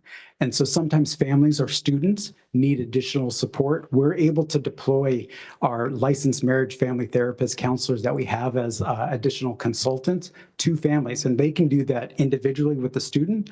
Oftentimes they're doing family and group support with that, just helping families deal with life struggles and the things that they're going through, because there's oftentimes social emotional and some counseling needs that have to be supported. So that's a huge component of resources that we're able to push out for students. All of the students, and we know this, our students all get to eat for free. But when we find out a student is McKinney-Vento, they're tagged for purposes in ARIES as well as CalPADS, those data that we report to the state, that they qualify for free and reduced lunch. So that's automatically guaranteed for them. In addition to that, we find out that they need school supplies. We send school supplies. In fact, we had purchased all kinds of backpacks and supplies that were ready at school sites before the first day of school. So we made sure that order goes in first thing July 1st, so that school supplies and things are ready at each of our school sites, so that our homeless liaisons could immediately deploy that as kids are coming in, registering, oh, I know this family needs help and this family needs support. We also have benefited too from a lot of our leftover, I shouldn't say leftover, the COVID monies that came through with the American Rescue Plan. They gave special funds that were earmarked specifically for homeless students. With those particular funds, we were able to buy additional prepaid cards so that we can take families to Target. We were able to get gift cards too for the San Clemente outlets so that we can take them and get nice shoes and nice clothes for them, for those families that have said, we have a need and we need that. We were actually able to connect in with some of our schools that are uniform schools, figured out who those uniform school providers are. We actually have open purchase orders for them. So we know like, oh, we have our homeless student at Viejo Middle School, Viejo Elementary. We can get them connected in so that they have those uniforms. Again, removing barriers kind of systematically in the supports that we provide for our students. Additionally, we've connected in with, we found out laundromats were an issue where I can't even afford to put these coins thing. We figured out ways to get prepaid laundry cards and pods and all those kinds of things, just those supplies that families may not have, that when we find out there's a need, those resources can be deployed for them. We provide hotspots, not just for our homeless students, but we actually do it for any student that is low income, that needs that support. And so we have devices that get sent home with students so that they have Wi-Fi internet. As so much of our curriculum, it is driven by resources online and Google Classroom and Canvas and those kinds of things. They have access to all of those components for that. In fact, we even had a family that didn't have energy or electricity. So it's like, like the hotspot didn't do anything. Well, we figured out if we get a battery pack, that one of those portable charger things that they could plug in at the beginning of school, it's charged by the end, then they had a power source to use those things. So we have to think out of the box when it comes to how we support our students experiencing homelessness.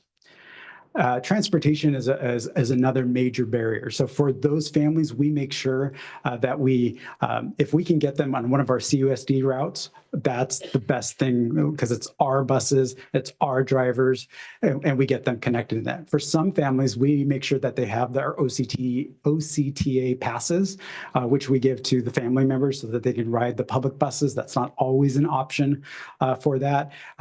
Even if we have a specialized route for SPED, sometimes we're able to get an extra student or two on those routes, wherever we can find an existing route. In a few cases, though, we have students that we have to provide door-to-door transportation because of where they're located. There's not a public access. There's not one of our CUSD routes. So right now we have 3 homeless students in particular that we send a car through a service that we provide, EverDriven. And we also use it with our special ed students district-wide, but for some cases. But we have 3 students where we send a driver to there. It takes them to the school. In the afternoon, it comes back, picks them up, and takes them home. Those are kind of few and far between, and it's very expensive. But if that's what the student needs, that's what we provide for them. We also have an amazing team of resources that we connect in with, like Families Forward. In fact, they'll be delivering, I want to say, about 150 bags of food tomorrow that we'll be distributing to families tomorrow afternoon for families that are experiencing food insecurity and those kinds of things just in preparation for Thanksgiving. But our community resources are absolutely amazing in what we're able to do and provide. We have a homeless shelter, our domestic violence shelter, Laura's House, which is located in San Clemente. As families get connected in there, we've already got connections at the school site. Oh, this is a Laura's family. So if they go to particular schools, we meet with those admin teams to make sure there's seamless entrance and exit from those situations and making sure they have access to our schools. One of our community partners is Feed the Kids San Clemente, which Trustee Davis and I were able to visit their facility in San Clemente, and they're actively feeding every Friday. They put backpacks with food in them for families on Fridays. 52 students almost every week. Here's food for the weekend, so that there's food provided for Saturday and Sunday. Those kinds of resources and making those connections are absolutely amazing. South County Outreach is another great example of that. They are located in Irvine, but they just opened up a food pantry in Laguna Niguel, which is going to help us with that particular group not have to get resources further up North County, that we have them here in our backyard as a resource. That's the end. We do an amazing job in trying to provide supports and services for our homeless families. But if there's any questions, I'd be happy to answer for the board. Okay, trustees? I just have a comment. Deandra? Thank you so much for this. I wish as a district we have had this information quite a while ago. As you said, it hasn't really changed for us. I would have been really important. I don't want to bring it up, but during COVID, to understand how people live, that they are essential workers, they had to still go to work, and they live in dense housing. We seem to have been in this boardroom missing that understanding. And so I can't thank you enough. This is really incredible. And I'm just glad at least you're doing it now. So thank you. You're welcome. Trustee Jones? So I'm aware of the housing questionnaire going online. I appreciate that very much. And I know, I've talked over the last year or so, and so many things have been streamlined, and I really appreciate that.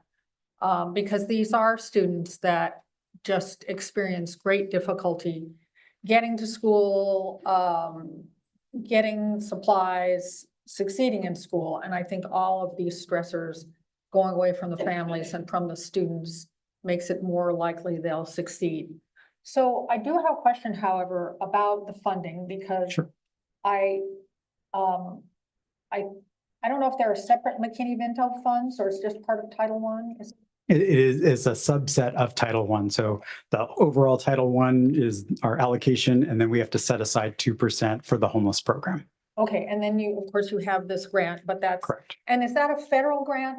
It is a federal grant, but CDE manages that. So it's kind of a pass through where the federal government, it's still federal money, but it's awarded through a competitive process by the California Department of Education. And the reason I ask it is because there are noises being made about eliminating the Department of Education.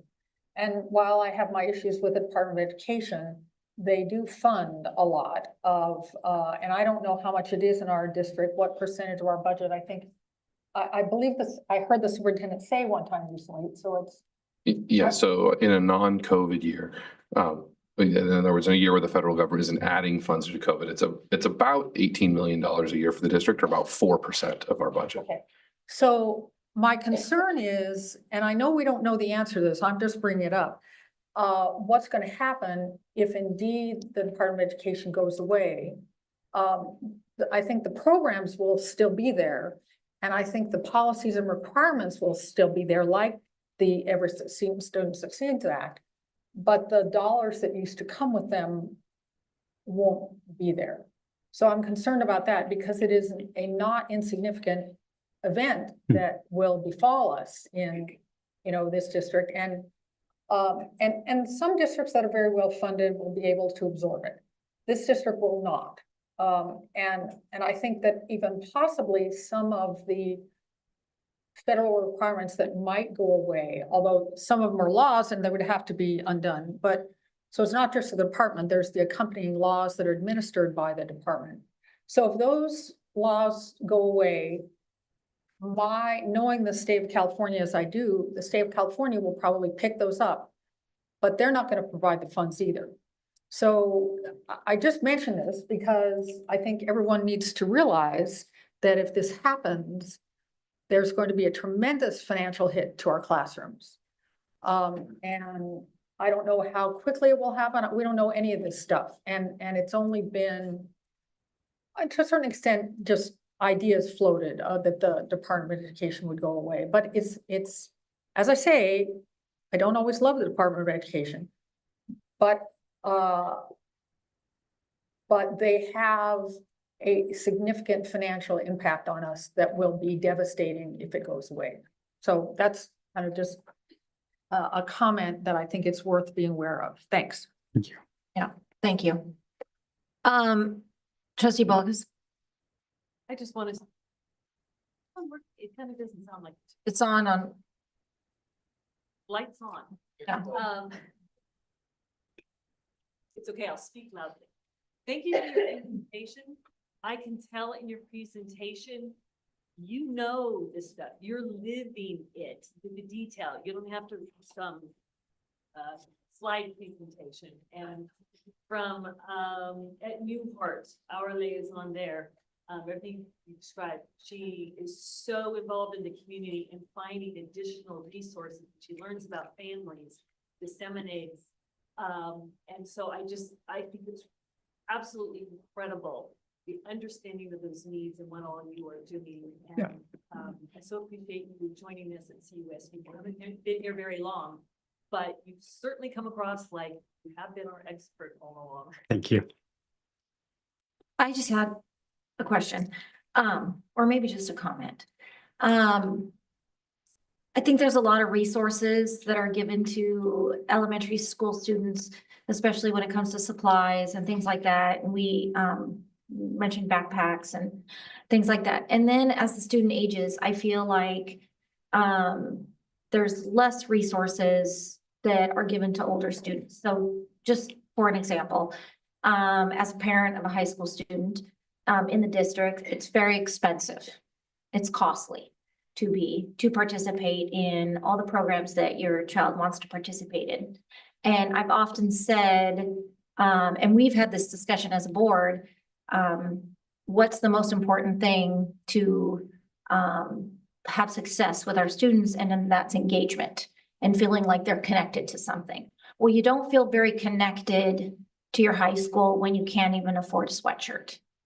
Everybody else on campus wears, but there's no way your parents are gonna be able to afford the ASB package, or let alone the à la carte item that's just the sweatshirt. So there's things like dances and yearbooks and all of those things, which I've had conversations at the school site, but I'm just wondering if there are resources out there in a form of a grant that would allow students to participate at levels in their schools, because they're very expensive for high school students to be a part of their school. And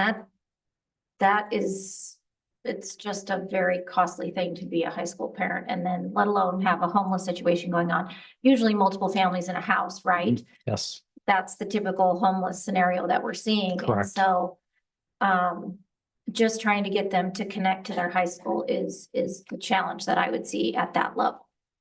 So maybe we can think outside the box, or somehow that we could get those kids somehow more connected to their high school, and then we would have better success academically and performing in school. I couldn't agree more. Yeah, absolutely. Dovetail on with the question is, I know the principals at schools in my area, they find ways and they can get those things for the kiddos. I think our challenge is kids feel embarrassed. They don't want others to know. How, the real question is, how do we, when they're at middle school, especially high school, identify those that have the needs that don't come forward and I mean, That's the McKinney-Vento form. Yeah. Liaison, but we have a liaison. We also. Honestly, like when I think about that, I'm immediately drawn to our high schools. So when we find out, especially our homeless liaisons at the high schools find out, oh, Michael can't afford the PE clothes. We have a method of making sure that our homeless funds cover that. So that kid is given the brand new PE uniforms so they can participate in that without, like, oh, Michael gets the free loaner one that's over in the side. Like, they get the new one that everybody else gets. Or our teams get, I'm sorry. And kudos, when he talked about being able to get the information quicker, right? Like one of the problems we've always had in high school in lots of districts is once through the old paper way, it's 3 weeks into school. Now it's a very different thing to call a kid out, or how do you get the kid, right? As opposed to, we knew before school started, we had it ready. We got it to you and your family, and now you can start school, and nobody has to know that you started without it and then we got it for you, right? And so keeping to work on things like that, and how do we get that information and get the resources quickly to them so that they don't have to be singled out. Hey, everyone started with PE with clothes, but Michael, somehow he got called into the office and got his clothes 2 weeks later. What's up? So we try to avoid those types of things. And that's new this year for us to be able to be that fast. Dr. Gomez, I appreciate the work that you've done on this, and I appreciate the building of that relationship from our tour and that Feed the Kids and keeping things appropriate so that everyone is able to get what they need. So absolutely. Thank you. Trustee Jones, did you have a comment? So one of the things I've observed, I think all the high schools either have a link crew or something like link crew that might have a different name. And one of the things I've observed is that it tends to be a little bit of an elite group. And while I tend to think that a child who is homeless is perhaps doesn't belong in link crew, but a child who has friends who are homeless or is, and I don't know that we are even involving them. For example, a kid that's in a gang is not appropriate for link crew, but a kid who has, a brother in a gang or knows people in a gang.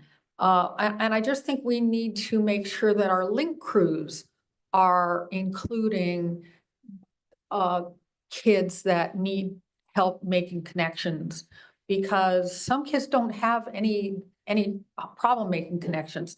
Others have tremendous problems. And I think particularly the homeless students, the students who have had discipline issues, things like that, the kids we have on our link crews, I think in general, do not know these kids, and the kids that I'm describing don't feel comfortable going to the kids who are currently on link crew. So I think that's something that our schools need to be working on. Trustee Jones might be talking about ASB, but at least I know at Capo, Link Through is welcoming freshmen. And that's all freshmen into the new high school. So it wouldn't exclude anybody. It's all freshmen. Specifically. Correct. Okay. Any others? All right, Thank this you. was information. Thank you so much. All right, we are now moving on to 11C, instructional materials recommended for adoption by the Instructional Materials Review Committee. May I have a motion to approve the IMRC adoption from the committee? Okay, moved by trustee Hannachek, seconded by trustee Davis. At this time, I'd like to recognize Greg Merwin, Associate Superintendent Ed Services, to present the item. Thank you, President Castellanos. Staff presents item 11C, instructional materials recommended for adoption by the Instructional Materials Review Committee. Dr. Johnson and I are available for any questions. Staff recommends approval. Okay, thank you. We do have two speakers, correct? Okay, two speakers. Samantha Tarr and Brianna Zimmerman.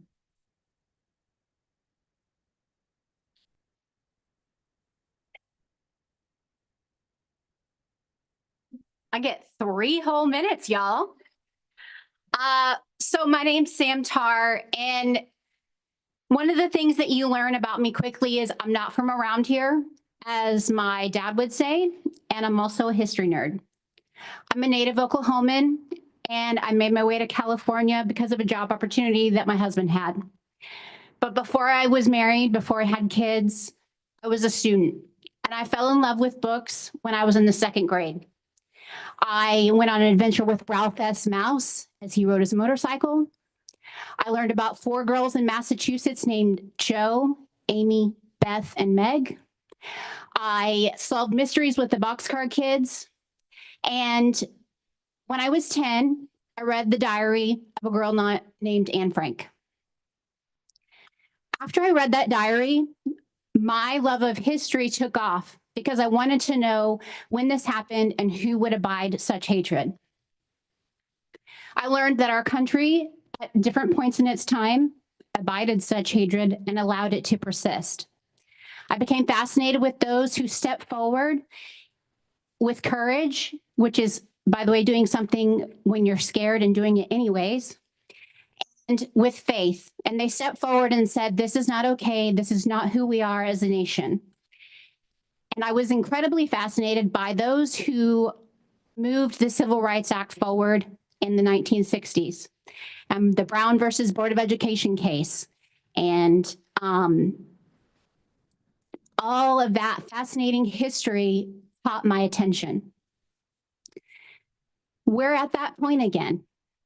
We're at that time again. Our country's moving forward. It's not happy about that. There are people in this room who say they don't want to parent with the government. Guess what? Me either. It's why I support the right to read books. I support that teachers, parents, and children are a collective. It is not an us versus them problem. It is a group effort. Teachers with masters, doctorates, and bachelors have come forward and said, we need these books as part of our curriculum. They are qualified, and now it is your job to hand it over to the parents for them to decide if they want these books to be presented to their children. CUSD has a policy that says if there is a school assignment, the parent can opt out. If you vote no against that and ban books, you prevent what you say you do, which is not parent with the government, by happening. Please vote for these books. Please do not ban books. It promotes a free society. Thank you.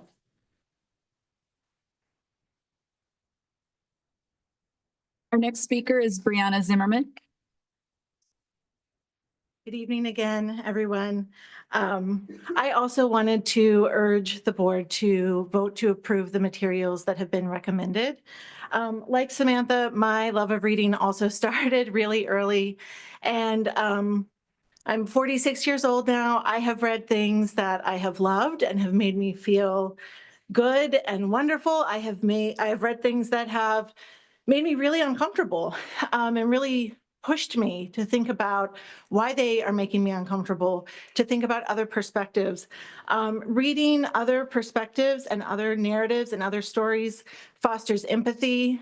It gives us information about the world we're a part of.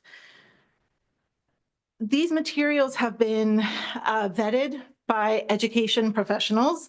They're intended for specific educational purposes. I also am a firm believer, truly, in parents' constitutional rights. I'm a former public defender.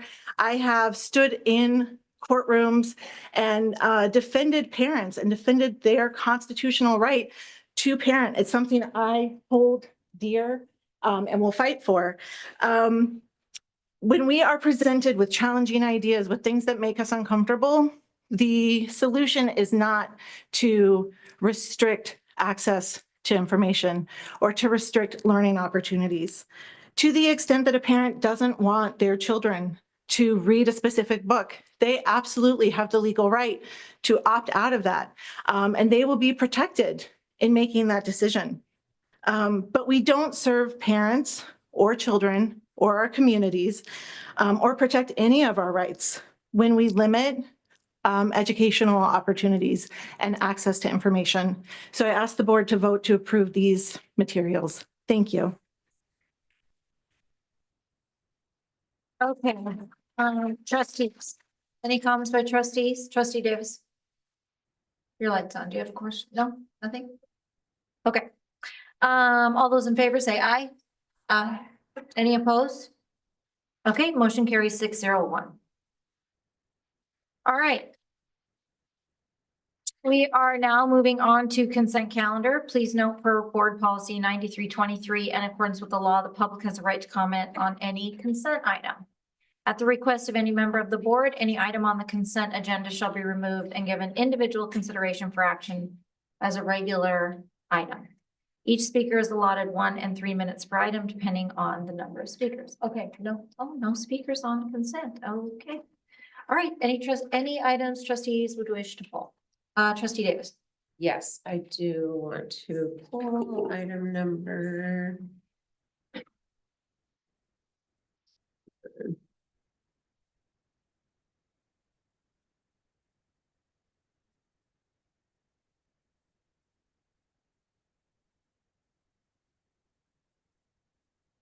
Yes. So all ayes? Yes. So all of us, ayes, thank you. Yes. Okay, trustee Davis. 15E. Sorry, I missed that. 15F. 15F. Is that the only one? Might be E and F. I'm just looking over this because on this, it's not listed on what item number it is, so. Okay. You know, yeah, it's, I just would like to highlight. 15E and F. Okay. Why don't you do that? Are you just highlighting? Absolutely. Then just go, you don't need to pull it to highlight. You want to speak to it now? Absolutely. Okay, go ahead. I'd like to just highlight our school bus driver, Monica Conti, who has been with us for 27 years. And custodian level 2, Jamie Diaz, 19 years. Paraeducator 2, Zaida Girat for 17 years. Victoria Morgan, 24 years. And those are, just wanted to highlight and appreciate all those that have been with us for many, many years, but especially wanted to highlight those that are retired with a large number of years. So thank you. Okay, thank you. All right, so at this time, we need a motion to approve consent calendar. So we have all items 13A through 16B. So moved. Second. Okay, moved by trustee Davis, seconded by trustee Jones. All right. Please call the roll. Trustee Bullockis. Aye. Trustee Davis. Aye. Trustee Jones. Aye. Trustee Pritchard. Aye. Trustee Hanachek. Trustee Parham is absent. Trustee Castellanos. Aye. Motion carries 601 by roll call vote to approve consent. Okay, we're now moving on to speaker cards, correct? Correct. Yeah. Okay, thank you. Okay, if you're still with us, I will call the remainder of the speakers to line up. Number 16, Amy Baxter, 17, Aaron Naylor, 18, Katie Bennett. 19, Oren. 20, Jamie H. 21, Leah. 22, Tony Karen. 23, Michelle Palacio Campbell. 24, Melissa Caldwell. 25, Amber Smith. 26, Shan K. 27, Linda V. 28, Martha McNicholas. 30, Ann. And 31, Keelani. Go ahead, Amy. Okay. Since it's almost Thanksgiving, I would like to take a moment to express my gratitude. First, thank you to Mike Parham for your steady, focused, principled leadership while serving CUSD. I am also grateful for and looking forward to Krista Castellanos' leadership as she continues to serve CUSD with compassion, integrity, and professionalism that only a true classroom teacher can bring. Finally, a world of thanks goes to Amy Hanachek for her years of service to CUSD. There has never been a bigger champion for CUSD's programs and families. Amy, thank you for your selfless devotion to all students in CUSD. Each and every student in CUSD since 2012, think about that, since 2012, has benefited from Amy's presence on this board. What a gift. Her support of academics, athletics, arts, and vocational and community programs is unparalleled in CUSD, and we are all the better for having had Amy Hanachek as our representative for students and families. Thank you. Our next speaker is Erin Naylor. Go ahead, Erin. Good evening. My name is Erin, and I have a recent graduate from San Clemente High School and a junior at San Clemente High School as well. My junior just completed his marching band season. Earlier this month, San Clemente High School hosted a band competition. So I wanted to express thanks for Mr. Soto and head custodian James because they put in a full day's work and then some in order to benefit our band students. So I wanted to thank them for their dedication. I also wanted to express my gratitude to Trustee Amy Hanachek and Trustee Mike Parham for their years of service to CUSD. I fully believe they made CUSD a better district.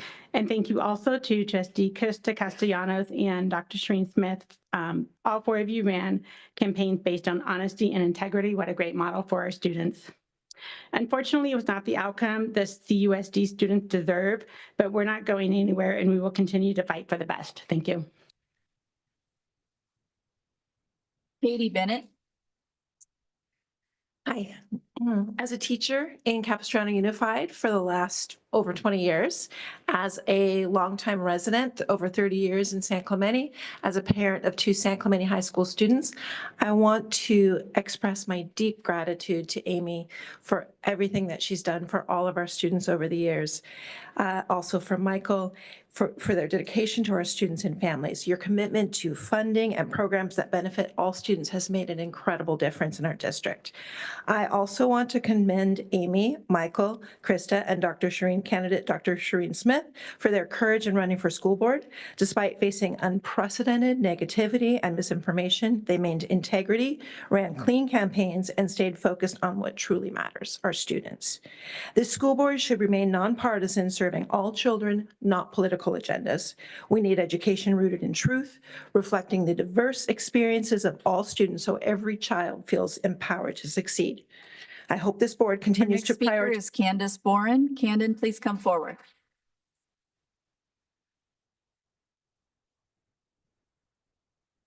I just wanted to say a quick thank you to Amy Hanachek and Mike Parham, both of whom are school board leaders who've dedicated decades of their lives to our students. Like so many other parents, as my trustee, Amy Hanachek has been extremely helpful to my students and my school, helping us navigate our challenges with declining enrollment, generating ideas to help us, supporting our neighborhood schools. But most importantly, she has been an impeccable role model for our kids, showing them that our leaders should do what's right, even when it may not be the easiest path, even when it may not result in the outcome that you want, even when the other guys don't. She is the definition of integrity, and she will be leaving here with a sterling reputation and an astounding list of accomplishments. I look forward to her continued service to our community in new capacities going forward. Thank you, Amy. Jamie H. Hi, my name is Jamie. I'm a parent of a 4th grader at RH Dana. And The first time that I sent emails to board members was, I don't know, maybe 4 or 5 years ago, in regards to cultural competency curriculum. And Amy Hanachek responded immediately, and I was quite surprised because I wasn't sure I was going to hear back. But since then, I have been as active as I can be here in these board meetings. I am a certified teacher myself and social studies teacher, and echoing what some other folks said, the importance of keeping our curriculum robust and multicultural and including perspectives of all kinds of different people is really important. And I want to thank Amy Hanachek specifically for championing our dual immersion programs. My daughter's husband, my husband is a Spanish speaker, so. Leah, please come forward.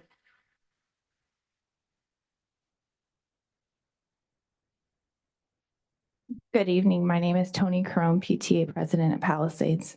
I want to take a moment to honor Amy. Words can't express how grateful we are for everything you've done to improve Palisades Elementary over the years. You're truly a force of good. Last year, Amy's compassion went above the call of duty. When we were short on funds at science camp, she didn't hesitate to personally sponsor a 5th grader in need. And she didn't stop there. She rallied local community groups to raise thousands of dollars, ensuring that every student who wanted to go could. Let's not forget Welcome Back Waves. Amy was the visionary behind the incredible community event. She brought people together, secured resources, and created a tradition that students and parents now cherish before the start of each school year. Amy, you're a role model. Your kindness, dedication, and ability to connect people is truly inspiring. We're all better because of you. Your successor has big shoes to fill, and you will be deeply missed. Thank you. Leah Andal, do we have Leah? Michelle Palazzo Campbell.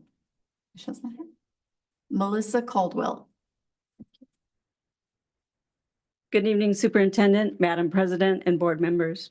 My name is Jody Goodwin. I'm a not so recent SCHS graduate. My 2 sons are CUSD graduates, and their great-grandmother was the very first CUSD graduate. I'm speaking tonight to you on behalf of Melissa Caldwell, Dana Hills PTS, a president and CUSD mom. I want to thank Trustee Hanachek. I met Amy when I was fighting for Crown Valley, and over the past 10 years, I've enjoyed her honesty, work ethic, and her can-do attitude. I want to thank Trustee McNicholas and Hanachek for their unwavering commitment to Dana Hills. I believe that Sophia Sutherland said it best. Amy, you will always have a home at Dana as well as Palisades. Thank you so much.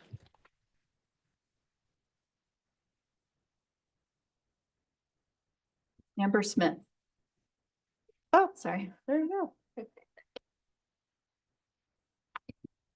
I want to first off congratulate Trustee Lisa Davis on your win this past election. And thank you for working so hard for all of the students and parents, even amidst all of the hate that has been thrown your way over the past year, even though it's not allowed. Also, a big congratulations to Jennifer Adnams and Lisa Zollinger as well. The majority of people in this district are ready for a change and proved that in the recent election. And these women are exactly what we need to bring common sense back to this district. Parents always want to be informed and involved with their children and their education. It turns out that the majority of parents in this district do not want the schools and their employees to keep secrets from them. They also don't want sexually explicit material in schools, as well as the woke indoctrination that this district has been trying to implement over the past few years. With our new board, I am hopeful that this district will start seeing an increase in enrollment and that this district will start being what it used to be. Our next speaker is Shan Kay. Good evening. Mr. Parham, who isn't here, stated you don't own the term parental rights. In fact, parental rights refer to our constitutional right to the upbringing and education of our children. Our children don't belong to the state. Safe adults don't teach children to lie. Sexually explicit books don't belong in school libraries or classrooms. We, the people, have voted in favor of trustees who believe in transparency in education, and we are looking forward to being represented. And I just wanted to let Gila know an education secretary for the Department of Education was nominated today. So hopefully the department will function well under this administration. And for all the rules that apply, they seem to not apply to our group, only the other side when it comes to the snickering. Our next speaker is Linda V.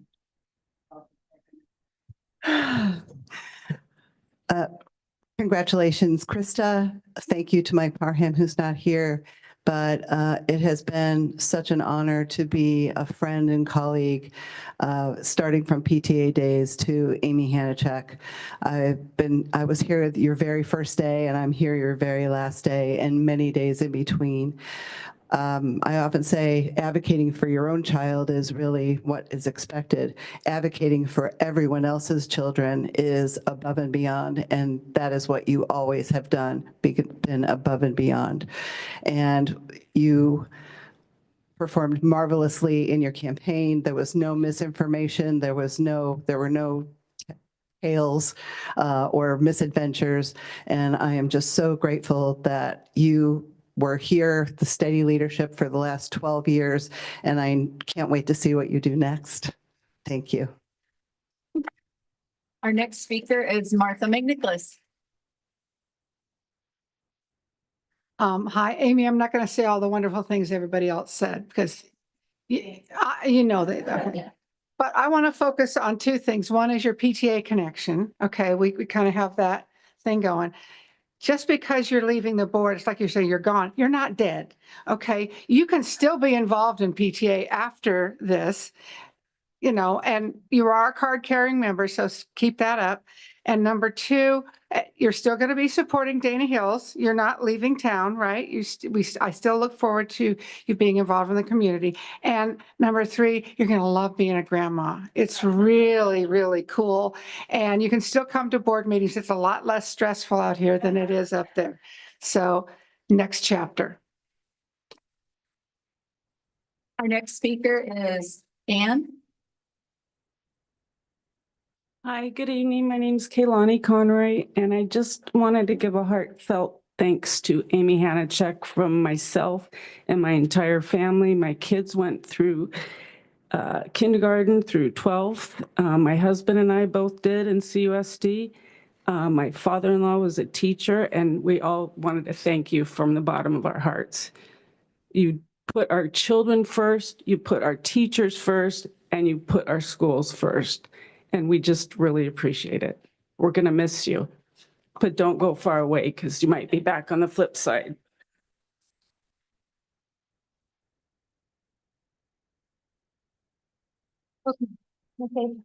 Okay, no further business, so a motion to adjourn. So moved. Moved by trustee Davis, seconded by trustee Bullock. All those in favor, please say aye. Aye. Okay, motion carries 601 to adjourn the meeting. The time is now